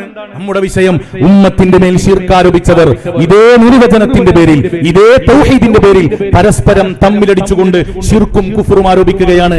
എന്നിട്ട് ഈ ഫുലാനാണ് ഇവിടെ പട്ടിക്കാട് വന്ന് പ്രസംഗിച്ചത്. എന്നിട്ട് ഇപ്പോൾ ഇവർ ചെയ്യുന്ന പണി എന്താണ്? നേരത്തെ ദാരിമി ഉസ്താദ് പറഞ്ഞതുപോലെ സമൂഹത്തിന്റെ മുമ്പിൽ വസലായപ്പോ, ഇവരുടെ പ്രവർത്തകരുടെ മുമ്പിൽ ചോദ്യം ചെയ്യലുകൾ നേരിട്ടപ്പോ ഇവർക്ക് ജനമനസ്സുകളിൽ സ്വീകാര്യത ലഭ്യമാകുന്നില്ല എന്ന് മനസ്സിലായപ്പോ നമുക്ക് സമസ്തക്കാർക്കെതിരൊന്ന് അറിഞ്ഞു നോക്കുക. അങ്ങനെ രണ്ടു കൂട്ടരുമ്പാട് ഇറങ്ങിയതാണ്. സ്വന്തം മുഖം വികൃതമായതിന് കണ്ണാടി എറിഞ്ഞുടക്കുന്ന വിഡ്ഢിത്വമാണ് അവർ ചെയ്യുന്നത്. കൂട്ടരെ, നിങ്ങളാദ്യം നിങ്ങൾക്കിടയിലുള്ള പ്രശ്നങ്ങളൊന്ന് തീർത്തിട്ട് പോരെ. ബാക്കിയുള്ള പ്രശ്നങ്ങൾ അവനാന്റെ കണ്ണിലെ കരട് മാറ്റിയിട്ട് പോരെ. ബാക്കിയുള്ളവരെ നോക്കലും അവനാന്റെ അടുക്കളക്കകത്തേക്ക് കയറിയ ഈ ശിർക്കൻ വിശ്വാസത്തെ തുടച്ചു നീക്കിയിട്ടല്ലേ നിങ്ങൾക്ക് മറ്റുള്ളവരെ നോക്കേണ്ട കാര്യമുള്ളൂ. ഞങ്ങളെ സംബന്ധിച്ചിടത്തോളം ഞങ്ങൾക്ക് ശക്തരായ നേതൃത്വമുണ്ട്. പർവ്വത സമാനം ഇൽമും അമലും വറഅുമുള്ള മഹാന്മാരായ നേതൃത്വമുണ്ട്. ഒരു നൂറ്റാണ്ടിന്റെ പാരമ്പര്യത്തിന്റെ പൈതൃകം പേറുന്ന വിശുദ്ധമായ ഒരു പ്രസ്ഥാനമുണ്ട്. അവരുമ്മത്തിന്റെ ഈമാനിനു കാവൽ നിൽക്കുന്നുണ്ട്. അതുകൊണ്ട് ഞങ്ങളെ തൗഹീദ് പഠിപ്പിക്കാനും ഞങ്ങൾക്ക് ശിർക്ക് പഠിപ്പിക്കാനും ദയവ് ചെയ്ത് നിങ്ങൾ രംഗത്ത് വരേണ്ടതില്ല. നിങ്ങൾ ആദ്യം നിങ്ങൾക്കിടയിലുള്ള ഈ തല്ലും പ്രശ്നങ്ങളും പടലപ്പിണക്കങ്ങളും ശിർക്കാരോപണങ്ങളും തൊടുത്തിൽ കുത്തുകളും കുതികാൽ വെട്ടലുകളും നിങ്ങളങ്ങ് പരസ്പരം തീർത്താൽ മതി. ദയവ് ചെയ്ത് സമസ്ത കേരള ജംഇയ്യത്തുൽ ഉലമയുടെ പാവപ്പെട്ട വിശ്വാസികൾ, നിഷ്കളങ്കരായ വിശ്വാസികൾക്കിടയിൽ സംശയം ജനിപ്പിച്ചുകൊണ്ട് അവരുടെ ഈമാൻ പിഴപ്പിക്കരുത് എന്ന് വളരെ വിനയത്തോടുകൂടെ താഴ്മയോടുകൂടെ ഞങ്ങൾ നിങ്ങളോട് ആവശ്യപ്പെടുകയാണ്. വെല്ലുവിളിക്കുകയല്ല, ആവശ്യപ്പെടുകയാണ്. ഇങ്ങനെയൊക്കെ പറയുന്ന ഈ മനുഷ്യന്മാര് ഒരു ലജ്ജയുമില്ലാതെ ഒരു തവണ തൗഹീദിന് വേണ്ടി വാദിക്കുന്നു, അതേ തൗഹീദ് ശിർക്കാണെന്ന് പറഞ്ഞിട്ട് പിന്നീട് രംഗത്ത് വരുന്നു. ഇതെല്ലായിടത്തുണ്ട്. എങ്ങനെയാണ് ഇവർ ഈ കോലത്തിലേക്കൊക്കെ എത്തുന്നത്? എന്താ? മഹാന്മാരായ ഇമാമുമാരുടെ കിതാബുകളെ പച്ചയായിട്ട് ദുർവ്യാഖ്യാനം നടത്തും. ഒരു ലജ്ജയുമില്ലാതെ ഇമാമുമാരുടെ കിതാബുകൾ ദുർവ്യാഖ്യാനം നടത്തും, തെറ്റായ അർത്ഥം പറഞ്ഞുകൊണ്ട് ജനങ്ങളെ പറ്റിക്കും. എന്നിട്ടോ വെല്ലുവിളിക്കൊരു കുറവുണ്ടാവില്ല. അനസ് മൗലവി ഒന്ന് വെല്ലുവിളിക്കട്ടെ, നമുക്കൊന്ന് കേട്ടോക്കാം. മുതൽ വിശദീകരിച്ച മുസ്ലിയാർ വരെ ഓതിയ വിശുദ്ധ ഖുർആൻ ആയത്തുണ്ട്. ആ ആയത്തിന്റെ സാരാംശം പോലും ഈ തലപ്പാവധാരികൾ പഠിച്ചിട്ടില്ല എന്നത് ആധികാരികമായി അതിന്റെ കട്ടിയുണ്ടില്ല. ഈ ജാതി സഫാഹത്ത് പറഞ്ഞിട്ടാണ് ആധികാരികമായി എന്ന് പറഞ്ഞ വെല്ലുവിളിക്കാൻ ഒരുങ്ങാണ്. നിന്നുകൊണ്ട് മമ്പുറം തങ്ങൾ ജീവിച്ച മണ്ണിൽ നിന്നുകൊണ്ട് പ്രഖ്യാപിക്കുമ്പോ അതിനെ ചോദ്യം ചെയ്യാൻ ആർജവമുള്ള ഏതെങ്കിലും മുസ്ലിയാക്കന്മാരുണ്ടെങ്കിൽ അവർ എഴുന്നേറ്റ് വരാം. ഇത് ആധികാരികമായ ശബ്ദമാണ്, സംസാരമാണ്. ഇത്തിഹാദ് ശുമാനുൽ മുജാഹിദീന്റെ വേദിയിൽ നിന്നുകൊണ്ടുള്ള സംസാരമാണ്. ആധികാരികമെന്ന് ISMന്റെ വേദിയിൽ സ്വയം കൊട്ടിഘോഷിച്ചു പറഞ്ഞ അനസ് മൗലവിയോട് ISMന്റെ വേദിയിലെ ആ വെല്ലുവിളിക്ക് ഇതാ സമസ്ത കേരള ജംഇയ്യത്തുൽ മുഅല്ലിമീന്റെ വേദിയിൽ നിന്ന് ആധികാരികമായിട്ട് മറുപടി പറയുന്നു. ബാക്കി ആയത്തോടട്ടെ അനസ് മൗലവി. വഇദാ സഅലക ഇബാദി അന്നി ഫഇന്നി ഖരീബ്. എന്നെ അടിമ എന്നെ സംബന്ധിച്ച് ചോദിച്ചാൽ ഞാൻ സമീപസ്ഥനാണ് എന്ന് പറയൂ. ഇവിടെ നിങ്ങൾക്ക് സ്ക്രീനിൽ ഒരു തഫ്സീർ കാണിക്കാം. തഫ്സീറുർ റാസി, തഫ്സീറുർ റാസിയാണ് അദ്ദേഹം കാണിക്കുന്നത്.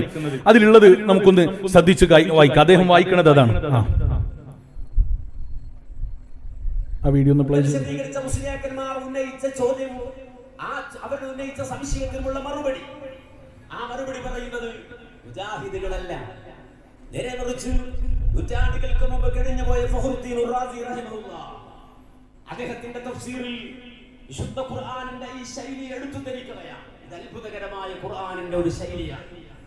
പൊതുവിൽ വിശുദ്ധ ഖുർആനിൽ ഈ രൂപത്തിൽ അല്ലാഹു ചോദ്യോത്തരങ്ങൾ കൈകാര്യം ചെയ്യുമ്പോൾ ഖുർആൻ സ്വീകരിക്കുന്ന ഒരു ശൈലിയുണ്ട്. അത് ഫഖ്റുദ്ദീൻ റാസി റഹിമഹുല്ലാഹ് അദ്ദേഹത്തിന്റെ തഫ്സീറിന്റെ തുടക്കത്തിൽ ഇങ്ങനെ വിവരിക്കുകയാണ് ആ ശൈലി എന്താണ് എന്ന്. എന്താണ് അദ്ദേഹം പറയുന്നത്?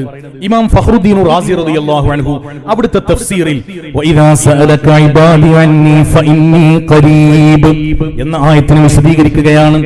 അദ്ദേഹം നടത്തിയ തട്ടിപ്പാണ് ഞാൻ നിങ്ങൾക്ക് കാണിച്ചു തരുന്നത്. വഇദാ സഅലക ഇബാദി അന്നി, നബിയെ അങ്ങയോട് എന്റെ അടിമ എന്നെ കുറിച്ച് ചോദിച്ചാൽ ഫഇന്നി ഖരീബ്, ഞാൻ ആ അടിമയോട് അടുത്തവനാണ് എന്ന് പറയണം. ഇതാണ് ആയത്ത്. ഇവിടെ വിഷയം എന്താണെന്നറിയോ? അല്ലാഹു സുബ്ഹാനഹു വ തആല വിശുദ്ധമായ ഖുർആനിൽ ഇതിനു സമാനമായ ഒരുപാട് ആയത്തുകൾ, അഥവാ യസ്അലൂനക അനിർ റൂഹ് ഖുലിർ റൂഹു മിൻ അംരി റബ്ബി യസ്അലൂനക അനിൽ ജിബാൽ, ഇങ്ങനെ വ്യത്യസ്തമായ ആയത്തുകൾ സഅല യസ്അലു എന്ന രൂപത്തിൽ ഖുർആനിൽ പറഞ്ഞിട്ടുണ്ട്. അവിടെയെല്ലാം വിശുദ്ധമായ ഖുർആനിൽ അല്ലാഹു സുബ്ഹാനഹു വ തആല നബി സല്ലല്ലാഹു അലൈഹി വസല്ലം തങ്ങളോട് ഫഖുൽ, നബിയെ അങ്ങ് മറുപടി പറയൂ എന്നാണ് പറയുന്നത്. ഒരിടത്ത് ഫഖുൽ എന്നുണ്ട്, മറ്റു പലയിടങ്ങളിലും ഖുൽ യസ്അലൂനക അനിർ റൂഹ്, നബിയെ അങ്ങയോട് റൂഹിനെ കുറിച്ച് അങ്ങയോട് ചോദിക്കപ്പെട്ടാൽ, അങ്ങയോട് അനുയായികൾ ചോദിച്ചാൽ ഖുൽ, നബിയെ അങ്ങ് പറഞ്ഞു കൊടുക്കുക ഖുലിർ റൂഹു മിൻ അംരി റബ്ബി. അങ്ങനെ എല്ലായിടത്തും ഖുൽ എന്ന് പറഞ്ഞിട്ടാണ് അല്ലാഹു സുബ്ഹാനഹു വ തആല അതിന് ജവാബ് പറയുന്നത്.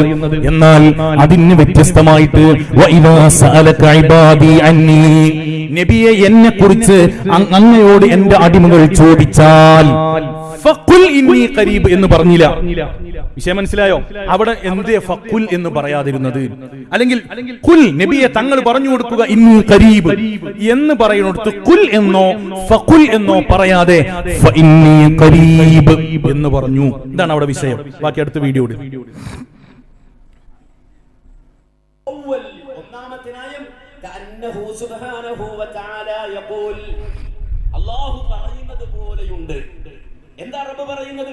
അബ്ദി, എന്റെ ദാസ, അന്ത ഇന്നമാ തഹ്താജു ഇലൽ വാസിതതി ഫീ ഗൈരി വഖതി ദുആ. നമുക്കിടയിൽ ഒരു മധ്യവർത്തി ആവശ്യമുള്ളത്, ഒരു മധ്യവർത്തിയെ നമുക്കിടയിൽ ആവശ്യമുള്ളത് ദുആഇന്റെ അവസ്ഥയില്ലാത്ത ഘട്ടത്തിൽ മാത്രമാണ്. റൂഹിനെ പിടിക്കുമ്പോ മലക്കുൽ മൗത്ത്, ഇടിമിന്നൽ, അതെ അതുകൊണ്ട് ഏൽപ്പിക്കപ്പെട്ട മീകായിൽ, അതുപോലെ തന്നെ നിങ്ങൾക്ക് പഴങ്ങളും ഫലങ്ങളും തരാൻ സസ്യലതാദികൾ, പ്രകാശം തരാൻ സൂര്യൻ. ഇങ്ങനെ നമ്മൾ തമ്മിൽ ഒരു വാസിത്തെ ആവശ്യമുള്ളത് ഇന്നമാ തഹ്താജു ഇലൽ വാസിതതി ഫീ ഗൈരി വഖ്തി ദുആഇ, ദുആഇന്റെ അവസ്ഥയിലല്ലാത്ത ഘട്ടത്തിലാണ് നമുക്കിടയിൽ ഒരു മധ്യവർത്തി ആവശ്യമുള്ളത്, ഒരു മധ്യസ്ഥന് ആവശ്യമുള്ളത്, അല്ലെങ്കിൽ ഒരു വാസിത്തെ ആവശ്യമുള്ളത്. എന്നാൽ അമ്മാ ഫീ മഖാമി ദുആഇ, ദുആഇന്റെ അവസ്ഥയിൽ ഫലാ വാസിതത ബൈനി വബൈനക, നമുക്കിടയിൽ മധ്യവർത്തിയുടെ ആവശ്യമില്ല. വിശുദ്ധ ഖുർആനിൽ ആയത്തിന് തഫ്സീർ എഴുതുകയാണ് ആര്? ഫഖറുദ്ദീൻ റാസി റഹിമഹുല്ലാഹ്. ഇവിടെ ഈ കാസർഗോഡ് സമസ്തക്കാരൻ സമ്മേളനം നടത്തി വിശുദ്ധ ഖുർആന്റെ ആയത്ത് ഓതിയിട്ട് ദുർവ്യാഖ്യാനിക്കുമ്പോ ആ ദുർവ്യാഖ്യാനിക്കുന്ന മുസ്ലിയാക്കന്മാരോട് റാസി ഇമാം പറഞ്ഞു പഠിപ്പിച്ചു കൊടുക്കുകയാണ്, ദുആഇന്റെ ഘട്ടത്തിൽ മധ്യവർത്തിയുടെ ആവശ്യമില്ല. ഇവിടെ എന്താ വിഷയം? ദുആ ചെയ്യുമ്പോൾ തവസ്സുലാക്കാൻ പറ്റൂല, മഹാന്മാരെ തവസ്സുലാക്കിയിട്ട് അല്ലാഹുവിനോട് ദുആ ചെയ്യാൻ പറ്റൂല എന്ന് ഇമാം റാസി റളിയല്ലാഹു അൻഹു പറഞ്ഞു എന്നാണ് ഇയാൾ വളരെ കൃത്യമായ ദുർവ്യാഖ്യാനമാണ്.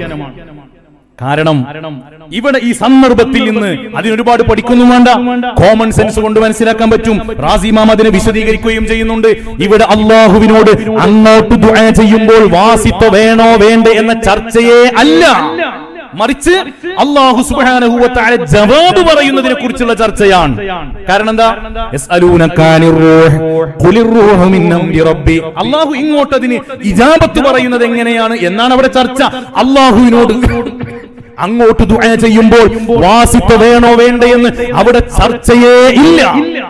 അവിടെ ചർച്ച അതുകൊണ്ടാണ് ഫഇന്നി ഖരീബ്, അല്ലാഹു ഇങ്ങോട്ടടുത്തവനാണ് അല്ലേ? ഫഇന്നഹു ഖരീബ് എന്നാണ് പറഞ്ഞത് അല്ലെ? അങ്ങനെയാണ്. അടിമ അങ്ങോട്ടടുത്തവനാണ് എന്നല്ല, ഫഇന്നഹു ഖരീബ് എന്നല്ല, ഫഇന്നി ഖരീബ്, അല്ലാഹു ഇങ്ങോട്ടടുത്തവനാണ്. ഇത് നമ്മൾ വെറുതെ പറയല്ല. റാസിയുടെ മറ്റൊരു ഭാഗം കാണിച്ചു കൊടുക്കും. ഇവരിത് എന്താണെന്നറിയോ?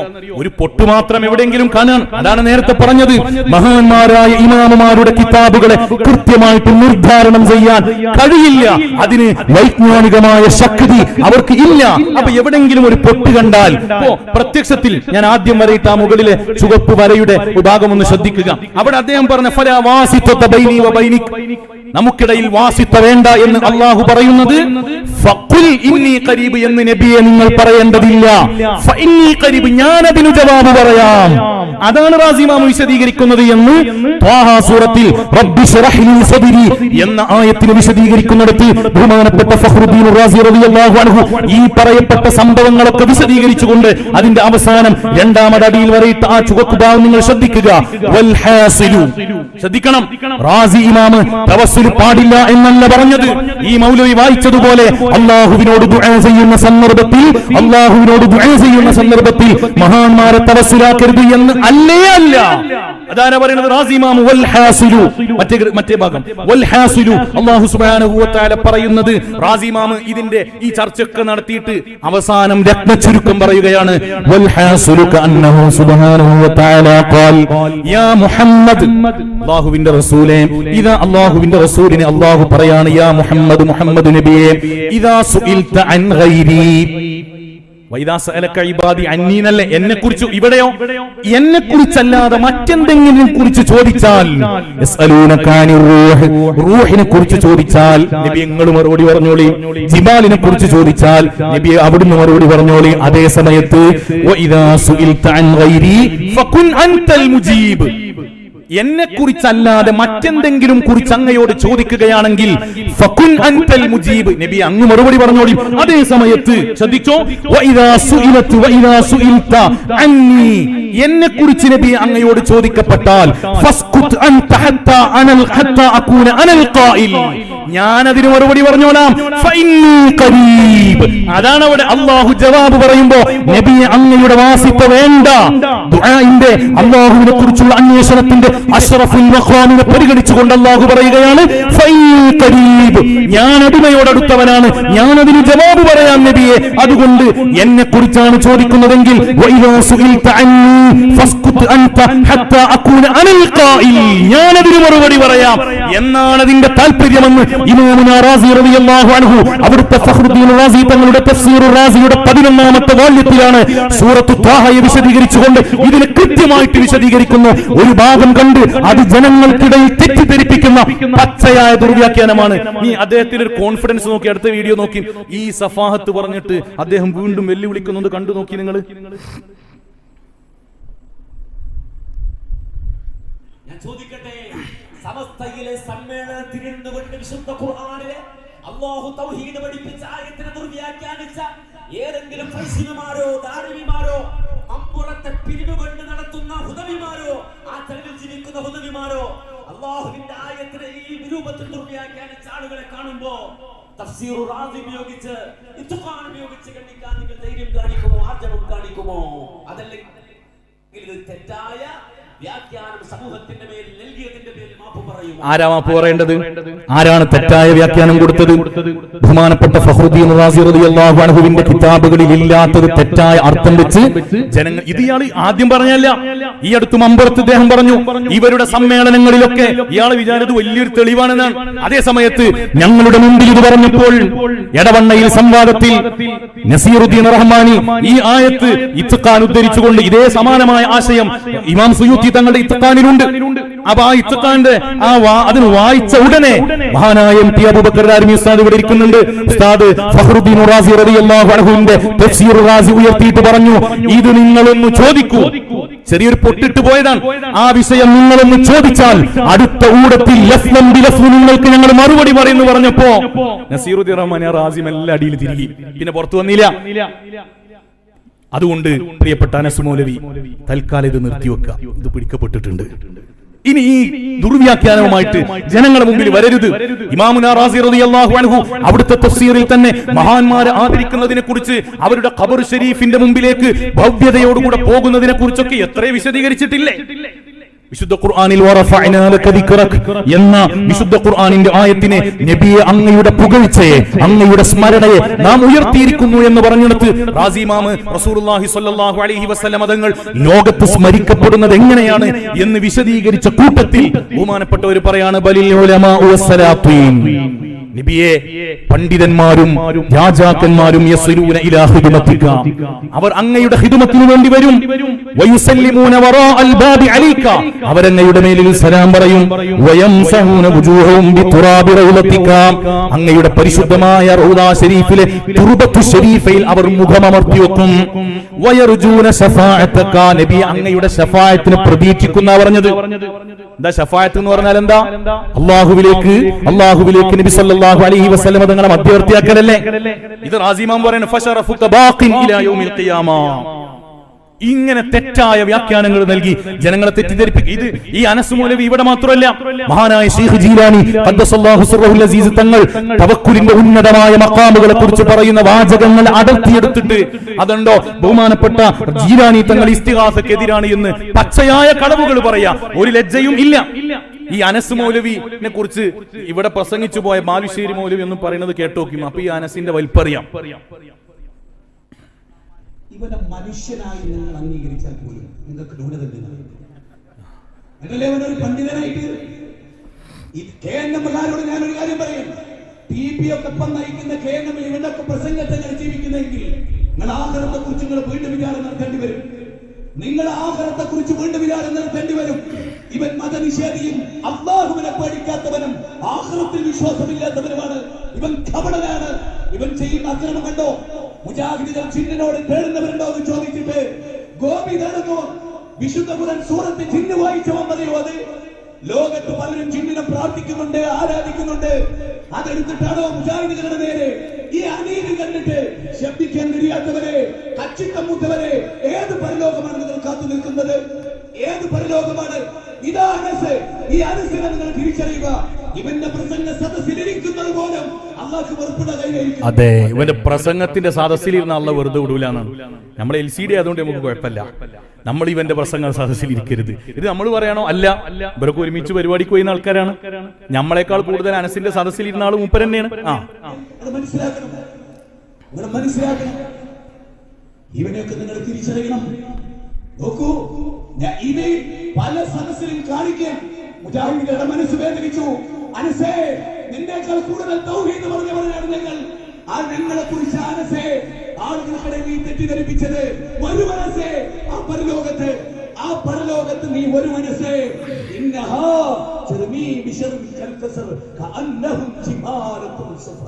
നാളെ ഇത് നീ കേട്ടാൽ, നിനക്കിത് കേൾക്കാൻ കഴിഞ്ഞാൽ, എന്റെ ഈ കേസറ്റ് പുറത്തിറങ്ങിയാൽ നീ കേൾക്ക്. ഒറ്റക്കൊരു മൂലയിരുന്ന് പൊട്ടിക്കല ആഖിറമുണ്ട് റസൂലാ പറഞ്ഞത്. ആഖിറുണ്ട് റസൂല പറഞ്ഞതൊക്കെ സ്വന്തം കിട്ടിയപ്പോ അകത്തറച്ചി വേദനിച്ചപ്പോഴാണ് ഇപ്പൊ ഇതൊക്കെ തോന്നുന്നത്. എന്തേ ആഖിറം നിങ്ങൾ സമസ്തക്കാർക്ക് നേരെ ശിർക്ക് പറഞ്ഞപ്പോ ആഖിറ ഉണ്ടായിരുന്നില്ലേ? നിങ്ങൾക്കെതിരെ അനസ് മൗലവി ശിർക്ക് ആരോപിച്ചപ്പോഴാണോ ആഖിറ ഉണ്ടായത്? പറയും. അതുകൊണ്ട് ഈ അനസിന്റെ കാര്യത്തിൽ നിങ്ങൾ ഒരു കാര്യം കൂടെ ഓർക്കണം, പേടിക്കണം. എന്തറിയോ, നാളെ ഓരോ ടീമും ഒരാളെ കുറിച്ച് സാമ്പത്തിക ആരോപണം ഉന്നയിച്ചാൽ അനസ് ക്ലിപ്പിംഗ് ഇടാനായിരിക്കും. സാമ്പത്തിക ആരോപണം വേറൊരു അറസ്റ്റ് ചെയ്ത ഒരു ജോർജിനെ എന്നിട്ടായി കാണിച്ചു. എനിക്ക് അനസിനെ കുറിച്ച് ഓർക്കുമ്പോൾ ഈ മനുഷ്യൻ തന്നെയാണോ, ഇനി മറ്റൊരു ജന്മമാണോ? എനിക്ക് ചിന്തിക്കാൻ ആശ്രവുമായി ബന്ധപ്പെട്ട് എനിക്ക് ചിന്തിക്കാൻ കഴിയില്ല. എന്റെ പടച്ചറപ്പേ, ഇവനൊക്കെ ജീവിക്കുന്ന ഈ ഭൂമിയേക്കാൾ ഇനി എന്തിനു സുനാമി, ഇനി എന്തിനു ഭൂകമ്പം, ഇനി എന്തിനൊരു കോളിണക്കം, ഇനി എന്തിനൊരു ബോംബ് സ്ഫോടനം നാഥ. ഇവനൊക്കെയാണ് ഞങ്ങൾക്കുള്ള ഏറ്റവും വലിയ പരീക്ഷണം, കേരള ജനതക്കുള്ള ഏറ്റവും വലിയ പരീക്ഷണം. സഹിക്കാൻ കഴിയാത്തല്ലേ നിങ്ങൾ നോക്കി ഒരു അയൽവാസിയെ കുറിച്ച് ആരോപണം പറഞ്ഞിട്ട് ആ പെണ്ണ് വ്യഭിചരിച്ചു എന്നൊക്കെ ഓൻ കാണിക്കുന്നത് രണ്ടല്ലെന്നൊരു വ്യഭിചാരം. ഓനെയും വിടാൻ പറ്റൂല, നിങ്ങളെയും വിടാൻ പറ്റൂല. നിങ്ങളെ പറ്റി പറയാം. ഇവിടെ പ്രസംഗിച്ചു പോയ മൗലവിയാണല്ലോ. അപ്പോ അനസ് മൗലവിയുടെ അവസ്ഥ ഇതാണ്. നമ്മൾ പച്ചയായിട്ടാണ് അദ്ദേഹം ദുർവ്യാഖ്യാനം ചെയ്തത്, കാണിച്ചത്. ഇതന്നെയാണ് മുജാഹിദ് ബാലുശ്ശേരിയും അനസ് മൗലവിയെ പറ്റി പറയുന്നത്. ഇനി ഈ മുജാഹിദ് ബാലുശ്ശേരി ഇങ്ങനെയൊക്കെ പറയുമ്പോ മാഷാ അല്ലാഹ് വലിയൊരു മുതലാണല്ലോ, തറക്ക് ആത്മാർത്ഥതയുള്ള ഇഖ്ലാസുള്ള പണ്ഡിതനോ എന്ന് നമ്മൾ തെറ്റിദ്ധരിക്കും. അടുത്തത് ഈ ബാലുശ്ശേരി പറയട്ടെ. ഒന്നാമത്തെ ചോദ്യം, സമസ്തയിൽ ആരെങ്കിലും ഉള്ളത് കേൾക്കേണ്ട ഹൃദയത്തിലൂടെ അവിടെ 5 ഔലിയാക്കളെ ചുറ്റിപ്പറ്റി ചില വിശ്വാസങ്ങളും ആചാരങ്ങളും ആ ഉമ്മത്തിലുണ്ടായിരുന്നു. സമ്മതിച്ചോ? KV മുഹമ്മദ് മുസ്ലിയാർ കുട്ടനാടിന്റെ പരിഭാഷ 5-ാം വോള്യം 71 സൂറത്ത് നൂഹ് 28 വചനം. അതിൽ 24-ാമത്തെ വചനത്തിന്റെ വ്യാഖ്യാനക്കുറിപ്പിൽ ഇബ്നു അബ്ബാസ് തങ്ങൾ പറയുന്നു എന്ന് പറഞ്ഞിട്ട് KV മുഹമ്മദ് മുസ്ലിയാർ കുട്ടനാട് പറയാണ്, കാലഘട്ടത്തിൽ 5 സ്വാലിഹീങ്ങൾ. ആര്? ഇവർ 5 പേരും ഔലിയാക്കളായിരുന്നു, സ്വാലിഹീങ്ങളായിരുന്നു. ആ സ്വാലിഹീങ്ങളെ ചുറ്റിപ്പറ്റിയാണ് ലോകത്ത് ശിർക്കിന്റെ വിശ്വാസം ആദ്യം രൂപപ്പെടുന്നത്. ഇയാൾ എന്താ പറഞ്ഞു വെക്കണമെന്ന് അറിയോ? നമ്മൾ മഹാന്മാരായ ഔലിയാക്കളുടെ മസാറുകളെ മക്ബറകളെ സിയാറത്ത് ചെയ്യൽ ശിർക്കാണ്.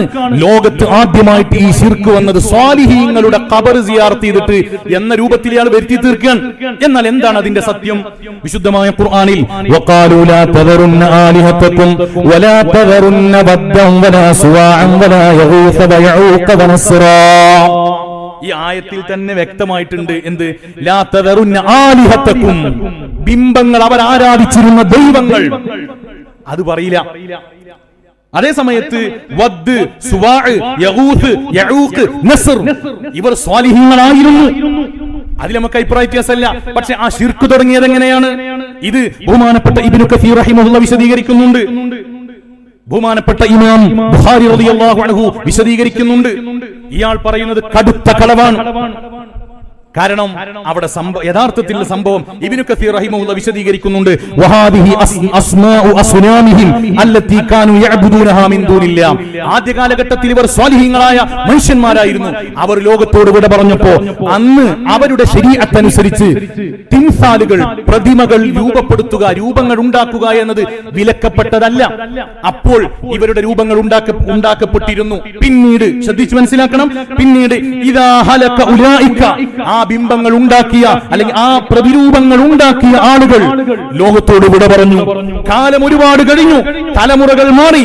വനസഖൽ ഇൽമു വഉബിദത്, വനസഖൽ ഇൽമു വഉബിദത്. ഇമാമുൽ ബുഖാരി റളിയല്ലാഹു അൻഹു, ഇബ്നു കസീർ വളരെ കൃത്യമായിട്ട് ഈ ആയത്തിനെ വിശദീകരിച്ച് മറ്റു മുഫസ്സിരീങ്ങളും രേഖപ്പെടുത്തുന്നുണ്ട്. മഹാന്മാരുടെ മസാറുകളെ സിയാറത്ത് ചെയ്തതോ, ഔലിയാക്കളെ സ്നേഹിച്ചതോ, ഔലിയാക്കളിൽ നിന്ന് ബറക്കത്തെടുത്തതോ, അവരോട് ഇസ്തിഗാസ നടത്തിയോ, അതോ അവിടെ പ്രതിപാദ്യ വിഷയമേ അല്ല. പിന്നെ അവിടെ പറഞ്ഞെന്താണ്? ആ സ്വാലിഹീങ്ങൾ മരണപ്പെട്ടതിനു ശേഷം അവരുടെ തിരുസാടികൾ, അവരുടെ രൂപങ്ങൾ ഉണ്ടാക്കി, ആ ഉണ്ടാക്കിയ ആളുകളും മരണപ്പെട്ടു പോയിട്ട് വനസഖൽ ഇൽം, അതിനെക്കുറിച്ചുള്ള ഇൽമ് തന്നെ ആർക്കും ഇല്ലാതെയായി പോയി.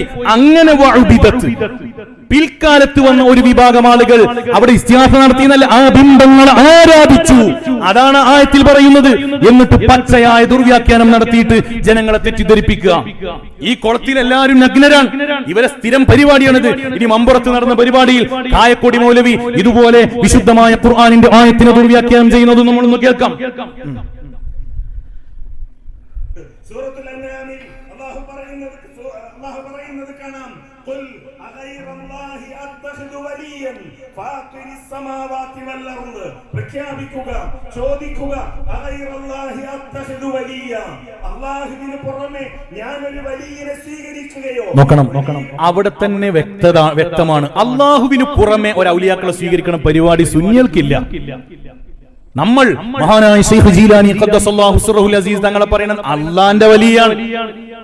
നമ്മൾ ഏതൊക്കെ അല്ലാഹുവിന്റെ ഔലിയാക്കളെ ആദരിക്കുന്നു, അല്ലാഹുവിനെ കൂടാതെ അല്ലാഹുവിനേക്കാൾ അപ്പുറത്തുള്ള ഒരു വലിയല്ല, അല്ലാഹുവിന്റെ പ്രത്യേകമായി ഇഷ്ടക്കാരായ അല്ലാഹുവിന്റെ ഔലിയാക്കൾ എന്നാണ്. അല്ലാഹുവിനെ കൂടാതെ നമുക്കൊരു വലിയും ഇല്ല. ബാക്കി അല്ലാഹുവിന്റെ ഔലിയാക്കളുണ്ട് എന്ന് പറഞ്ഞ, അവർ തഖ്വയോടെ ജീവിക്കുന്നവരാണ് എന്ന് പറഞ്ഞ, അവർ വിശ്വാസികളാണ് എന്ന് പറഞ്ഞ, അവരിലൂടെ കറാമത്തുകൾ പ്രകടമാകാമെന്ന് പറഞ്ഞ അല്ലാഹുവാണ്, ഇസ്ലാമാണ് പറയുന്നത്. ഔലിയാക്കൾക്ക് കറാമത്തുണ്ട്, ഔലിയാക്കളുണ്ട്, അവർ തഖ്വയുള്ള ആൾക്കാരാണ്. ഇതൊക്കെ നിങ്ങൾ തന്നെ പറയണം, സന്തോഷമുണ്ട്. ചോദിക്കുക, അഗൈറല്ലാഹി അത്തഖിദു വലിയ, അല്ലാഹുവിന് പുറമെ ഞാൻ വലിയകളെ സ്വീകരിക്കുകയോ? അല്ലാഹുവിന് പുറമെ എന്നത് വളരെ കൃത്യമായിട്ട് നമ്മൾ മനസ്സിലാക്കി. അല്ലാഹുക്കപ്പുറം നമുക്കൊരു വലിയും ഇല്ല. വിശദീകരിച്ചുകൊണ്ട് ഇമാം ത്വബരി പറയുന്നു, മമ്പറംജാറത്തിന്റെ പരിസരത്ത് വെച്ചാണ് ഈ പ്രോഗ്രാം നടക്കുന്നത്. അവിടത്തേക്ക് നേർച്ച വസ്തുക്കളുമായി വരുന്നവരോടാണ് നമുക്ക് സംസാരിക്കാനുള്ളത്. അത് ഇസ്ലാമാണ്, അത് ദീനാണ് എന്ന് തെറ്റിദ്ധരിച്ചവരോടാണ് നമ്മൾ പറയുന്നത്. അല്ല പ്രിയപ്പെട്ടവരെ, അല്ല, അത് ഇസ്ലാമല്ല, അത് ഇസ്ലാമല്ല, അത് ഇസ്ലാമല്ല. നിങ്ങളെ ഇദ്ദേഹം ഈ ആണയിട്ട് പറയുന്നതിന്റെ താല്പര്യം എന്താണ്? ഇദ്ദേഹം ഓതി ആയത്ത് ഖുൽ അഗൈറല്ലാഹി അത്തഖിദു വലിയൻ ഫാത്തിരിസ് സമാവാതി വൽ അർദ്, ഈ ആയത്തിൽ ഈ പറഞ്ഞ ഒരാശയമല്ല. അങ്ങനെ ഉണ്ടല്ലോ, ഈ ആയത്തില് ഈ പറയുന്ന ആശയമേ ഇല്ല. മമ്പുറം മഖാമിലേക്ക് സിയാറത്തിന് വരുന്നവർ അവിടേക്ക് അതൊന്നും ഈ ആയത്തിന്റെ പ്രതിപാദ്യ വിഷയമേ അല്ല. പക്ഷെ ഒരായത്തിന് ഓതിയിട്ട് പിന്നെ തോന്നിയതൊക്കെ പറയാണ്. ബാക്കി റബ്ബ് പറഞ്ഞിരിക്കുന്നു, അത്തഖിറല്ലാഹി അത്തഖിദു വലിയ. ഈ ആയത്ത് വിശദീകരിച്ചുകൊണ്ട് ഇമാം ത്വബരി പറയുകയാണ്. നമ്മൾ വേറെ ഒരു മുഫസ്സിറിനെ എടുക്കണില്ല, മൂപ്പര് പറഞ്ഞ ആ ത്വബരി ആ അർത്ഥം വെക്കണേൽ ഒപ്പം നമുക്കൊന്ന് അർത്ഥം വെച്ച് നോക്കിയാൽ ഇത് പൊളിയണത് കാണിച്ചു തരാം. പറയട്ടെ. മുഹമ്മദ് നബിയെ ചോദിക്കുക അവരോട്. ആരോടാ ചോദിക്കേണ്ടത്? ലിഹാഉലാഇൽ മുശ്രികീനൽ ആദിലീന ബിറബ്ബിഹിം അൽഔസാന വൽ അസ്നാം. ബിംബങ്ങളോട്, വിഗ്രഹങ്ങളോട് അല്ലാഹുവിൽ നിന്ന് മാറി പ്രാർത്ഥന നടത്തിക്കൊണ്ടിരിക്കുന്ന, തേടിക്കൊണ്ടിരിക്കുന്ന, അവർക്ക് ഇബാദത്ത് ചെയ്തുകൊണ്ടിരിക്കുന്ന ആളുകളുണ്ടല്ലോ. ആരെ പറ്റിയാ പറയുന്നത്? അല്ലാഹു റബ്ബ് സുബ്ഹാനഹു വ തആല പറയുന്നത് ലിഹാഉലാഇൽ മുശ്രികീന അൽ ആദിലീന ബിറബ്ബിഹിം അൽഔസാന വൽ അസ്നാം. അല്ലാഹുവിന് പുറമെ ബിംബങ്ങളെ ആരാധിക്കുന്ന മുശ്രിക്കീങ്ങൾ. ഇതാണ് ആയത്തിൽ പ്രതിപാദനം. അയാൾ തന്നെ പറയുന്നുണ്ട്. ബാക്കി ചോദിക്കുക, വൽ മുൻകിരീന അലൈക ഇഖ്ലാസ് തൗഹീദി ലറബ്ബിക്. സർവലോകരക്ഷിതാവായ റബ്ബിനോട് ഇഖ്ലാസോടുകൂടി താങ്കൾ നടത്തുന്ന ഇബാദത്തുകളെ നിഷേധിക്കുന്ന ആളുകളുണ്ടല്ലോ. അഥവാ മക്ക മുശ്രിക്കുകൾ, നബി സല്ലല്ലാഹു അലൈഹി വസല്ലമ തങ്ങളെ നിഷേധിക്കുന്ന, നബി തങ്ങളുടെ ഇഖ്ലാസ് തൗഹീദിനെ നിഷേധിക്കുന്ന മക്ക മുശ്രിക്കീങ്ങളോട് ഇവരോട് ചോദിക്കുക. എന്താ ചോദിക്കേണ്ടത്? അദ്ദാഈന ഇലാ ഇബാദത്തിൽ ആലിഹ വൽ ഔസാൻ. അദ്ദാഈന ഇലാ ഇബാദത്തിൽ ആലിഹ വൽ ഔസാൻ. എന്താ പറയുന്നത്? ഇലാ ഇബാദത്തുൽ ആലിഹ, ബിംബാരാധനയിലേക്ക് ക്ഷണിക്കുന്നവർ, ബിംബത്തെ ആരാധിക്കാൻ വേണ്ടിയിട്ട് ക്ഷണിക്കുന്ന മക്ക മുശ്രിക്കീങ്ങളെ കുറിച്ചാണ് ആയത്ത്. ഇതെന്നെ മൂപ്പരും പറയുന്നത്. പക്ഷെ ഇടക്ക് കൈ നിടുന്നുണ്ട്. ബാക്കി പറയും. ഈ ബിംബങ്ങളിലേക്ക്, വിഗ്രഹങ്ങളിലേക്ക്, ഇന്നത്തെ കാലത്താണെങ്കിൽ ഈ ജാറങ്ങളിലേക്ക്, ഈ മക്ബറകളിലേക്ക്, ഈ നേർച്ച സ്ഥലങ്ങളിലേക്ക് നിങ്ങളെ വിളിക്കുന്നവരുണ്ടല്ലോ. ഇത് മൂപ്പര വകയാണ്. ഏത് ഇന്നത്തെ കാലങ്ങളിലാണെങ്കിൽ ഈ ദർഗകളിലേക്ക് മക്കാമുകളിലേക്ക് എന്നൊക്കെ പറഞ്ഞ് മഹാന്മാരുടെ മസാറുകളിലേക്ക് എന്ന് ഈ ആയത്തിൽ പ്രതിപാദിച്ചിട്ടുണ്ട് എന്ന് കടുത്ത തെറ്റിദ്ധരിപ്പിക്കൽ ഇയാളെ വകയാണ്. ഒന്ന് ഒരു 10 സെക്കൻഡ് ബാക്കിലേക്ക് ഇടും. വിഗ്രഹങ്ങളോട് അല്ലാഹുവിൽ നിന്ന് മാറി പ്രാർത്ഥന നടത്തിക്കൊണ്ടിരിക്കുന്ന, തേടിക്കൊണ്ടിരിക്കുന്ന, അവർക്ക് ഇബാദത്ത് ചെയ്തുകൊണ്ടിരിക്കുന്ന ആളുകളുണ്ടല്ലോ, അവരോട് ചോദിക്കുക,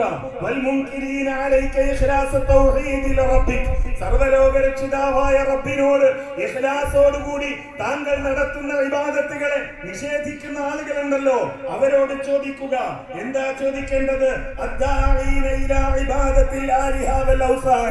ഈ ബിംബങ്ങളിലേക്ക്, വിഗ്രഹങ്ങളിലേക്ക്, ഇന്നത്തെ കാലത്താണെങ്കിൽ ഈ ജാറങ്ങളിലേക്ക്, ഈ മക്ബറകളിലേക്ക്, ഈ നേർച്ച സ്ഥലങ്ങളിലേക്ക് നിങ്ങളെ വിളിക്കുന്നവരുണ്ടല്ലോ.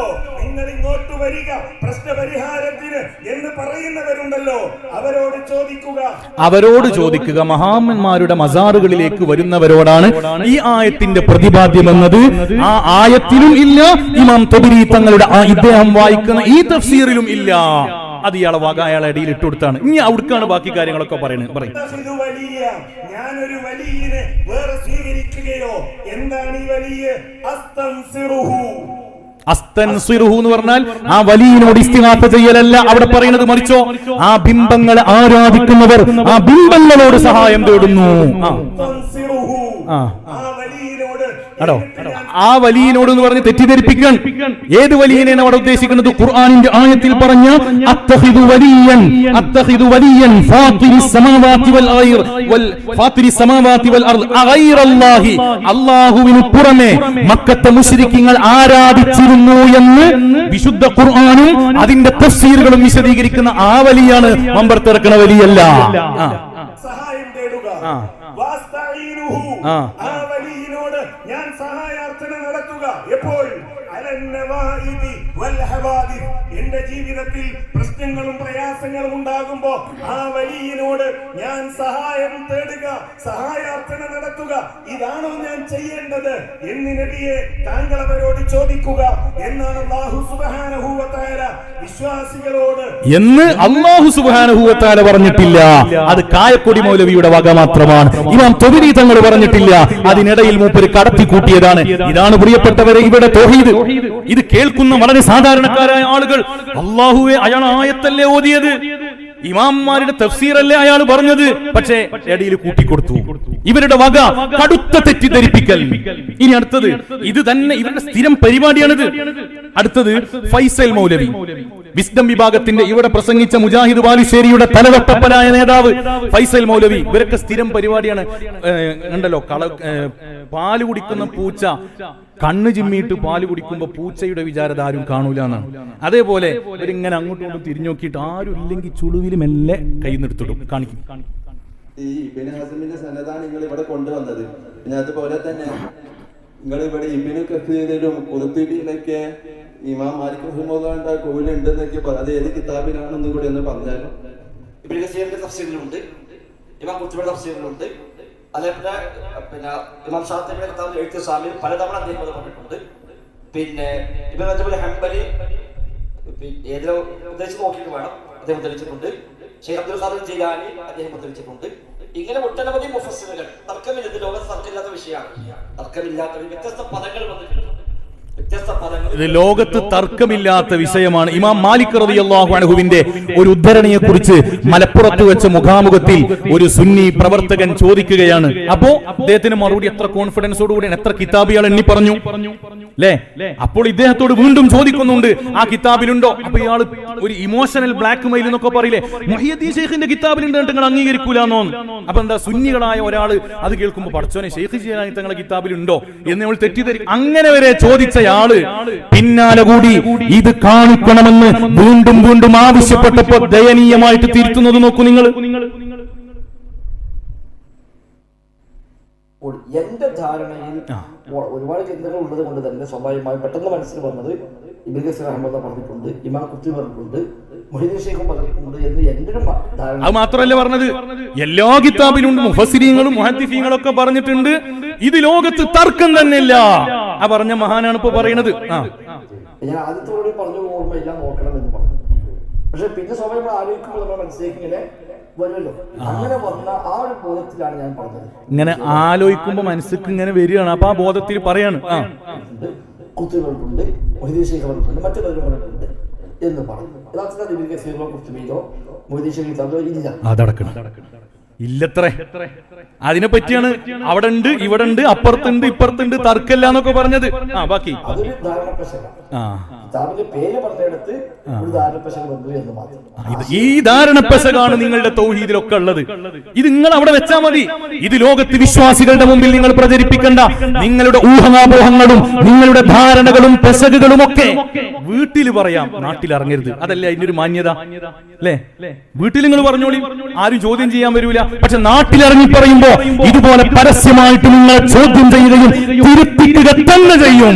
അതിന്റെ സാമ്പിളാണ് നിങ്ങൾ ഇപ്പൊ കണ്ടത്. പരസ്യമായിട്ട് കളവ് പറഞ്ഞിട്ട് അത് പിടിക്കപ്പെട്ടു. ഞാൻ ഇങ്ങനെ രസകരമായിട്ട് ആലോചിക്കാണ്, ഇവരുടെ യൂട്യൂബ് ചാനലിൽ വന്നിട്ടാണ് ഇദ്ദേഹം ഈ മാപ്പ് പറയുന്നത്.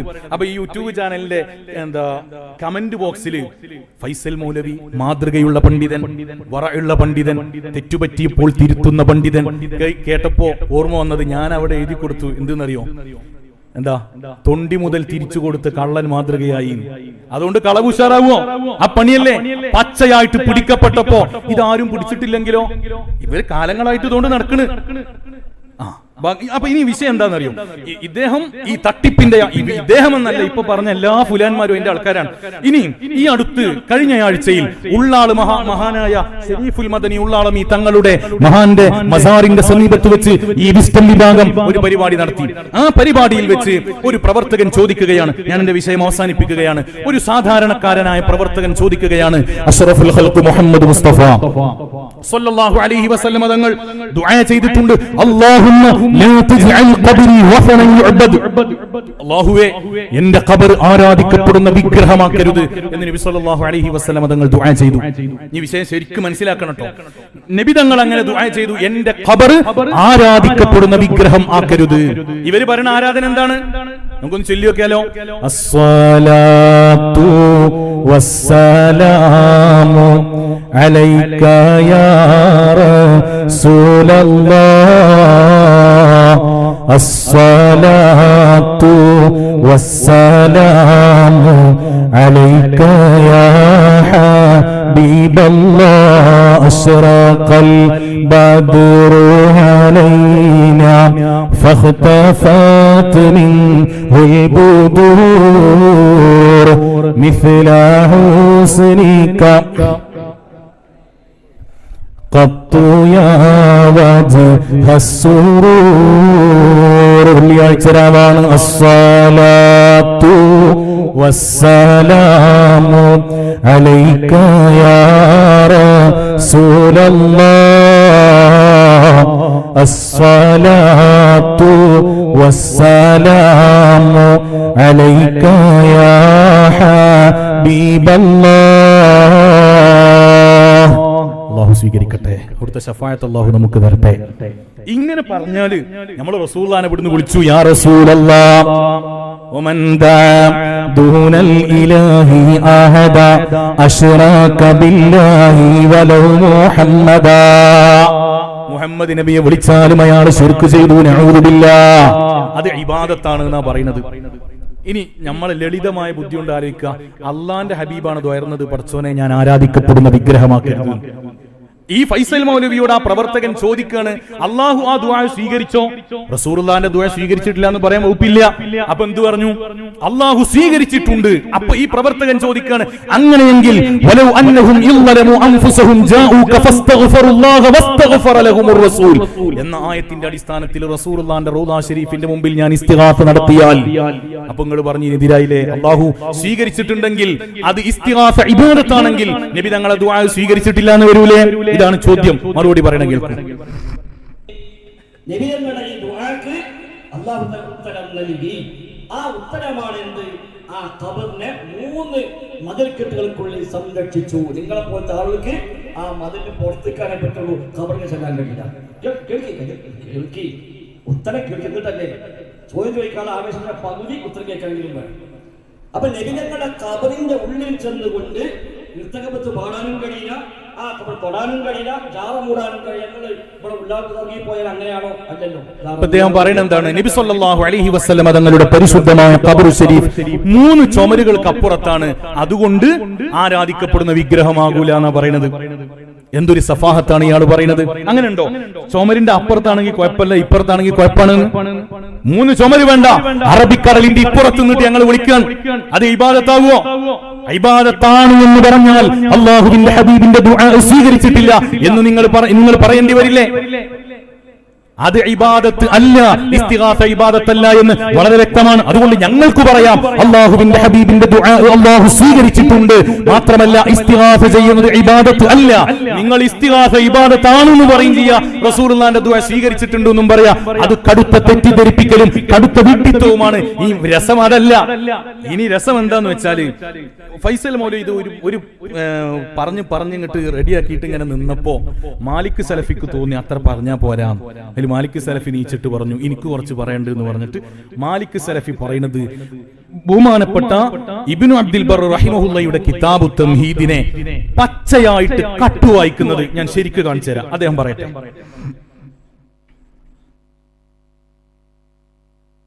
ഇതിന്റെ വിശദീകരണം മഹാൻ ഇബ്നു അബ്ദുൽ ബർ റഹ്മത്തുള്ളാഹി അലൈഹി പറഞ്ഞ ആ വാചകം ശരിക്കും ശ്രദ്ധിക്കാം. എന്താണ് അൽ വഫനു അസ്സനമു? വസനം എന്ന് പറഞ്ഞാൽ സ്വനം എന്നാണ് അതിന്റെ അർത്ഥം. എന്നിട്ട് അദ്ദേഹം പറഞ്ഞു ലാ തജഅൽ ഖബരി സനമൻ, എന്റെ ഖബർ സനമാക്കരുതെന്ന് പറഞ്ഞാൽ യുസല്ലാ ഇലൈഹി വയുസ്ജദു നഹവു. ആ തംഹീദ് ഖബർ ആ തംഹീദ് ഒന്ന് കാണിച്ചു കൊടുക്കാൻ. ഇതാണ് തംഹീദ് എന്ന ആ കിതാബിന്റെ ആ പേജ്. ഇനി അദ്ദേഹത്തിന്റെ വീഡിയോ ഒരു സൈഡിൽ കൊടുക്കുക, അദ്ദേഹം വായിക്കണ കേൾക്കട്ടെ. അഥവാ ബഹുമാനപ്പെട്ട ഇബ്നു അബ്ദുൽ ബർ റളിയല്ലാഹു അൻഹുവിന്റെ കിതാബിനെ കട്ടുവായിക്കണം. എന്തിനെന്നറിയോ? ഇവരുടെ ഈ തെറ്റായ ആശയത്തെ ജനങ്ങൾക്കിടയിൽ അടിച്ചേൽപ്പിക്കാൻ വേണ്ടിയിട്ട് കളവ് നടത്തുന്ന വളരെ ദയനീയമായ സാഹചര്യം. ഇത് എന്ത് തൗഹീദാണ് കൂട്ടരെ നിങ്ങൾ പറയുന്നത്? ബാക്കി പറയട്ടെ. അത് നിസ്കരിക്കുന്ന കേന്ദ്രമാക്കി കുറച്ച് ബാക്കിന്ന് കുറച്ച് ബാക്കിന്ന്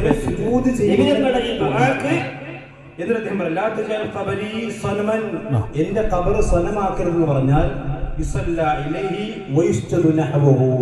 ആ കിതാബിന്റെ ഖബർ അത് ആ കിതാബിൽ ഇദ്ദേഹം ചെയ്യുന്ന പണി എന്താണെന്നറിയോ? ആ ഫോട്ടോ ഒന്ന് കാണിച്ചു കൊടുക്കാം. ഇദ്ദേഹം ചെയ്യുന്ന പണി എന്താ അറിയോ? ഞാൻ ആ അടിവരയിട്ട ഭാഗങ്ങൾ ശ്രദ്ധിക്കുക. അൽ വസനു അസ്വനം, അൽ വസനു അസ്വനം. നബി സല്ലല്ലാഹു അലൈഹി വസല്ലം പറയുന്നത് എന്താണ്? അല്ലാഹുമ്മ ലാ തജ്അൽ ഖബരി വസനൻ യുഅബദ്, എന്റെ ഖബർ ആരാധിക്കപ്പെടുന്ന വിഗ്രഹമാക്കരുത്. വസനി എന്ന് പറഞ്ഞാൽ സ്വനം, വിഗ്രഹമാണ്. എന്നിട്ട് ഇദ്ദേഹം ഞാൻ അടിവരയിട്ട ഭാഗങ്ങളുണ്ടല്ലോ അത് മനഃപൂർവ്വം ഇയാൾ കട്ട് ചെയ്തു. ഇയാൾ വായിച്ചില്ല. അവിടെ എന്താണുള്ളത്? അവിടെ വായിക്കുന്നത് ഞാൻ വായിച്ചുതരാം. വഹുവ അസ്സൂറത്തു മിൻ ദഹബിൻ കാന ഔ മിൻ ഫില്ല, സ്വർണ്ണമാകട്ടെ വെള്ളിയാകട്ടെ ഏത് രൂപമാണെങ്കിലും, ഔ ഗൈരി ദാലിക ഏത് രൂപമാണെങ്കിലും ശരി, ഔ ഗൈരി ദാലിക മിന തിംസാൽ ഏത് രൂപമാണെങ്കിലും ആരാധിക്കപ്പെടുന്ന വിഗ്രഹത്തെ കുറിച്ച് പറയാണ്. വ കുല്ലു മാ യുഅബദു മിൻ ദൂനില്ലാഹി ഫഹുവ വസനുൻ. അടിവരയിട്ട് വായിക്കണം. ഫകുല്ലു മാ യുഅബദു മിൻ ദൂനില്ലാഹി ഫഹുവ വസനുൻ.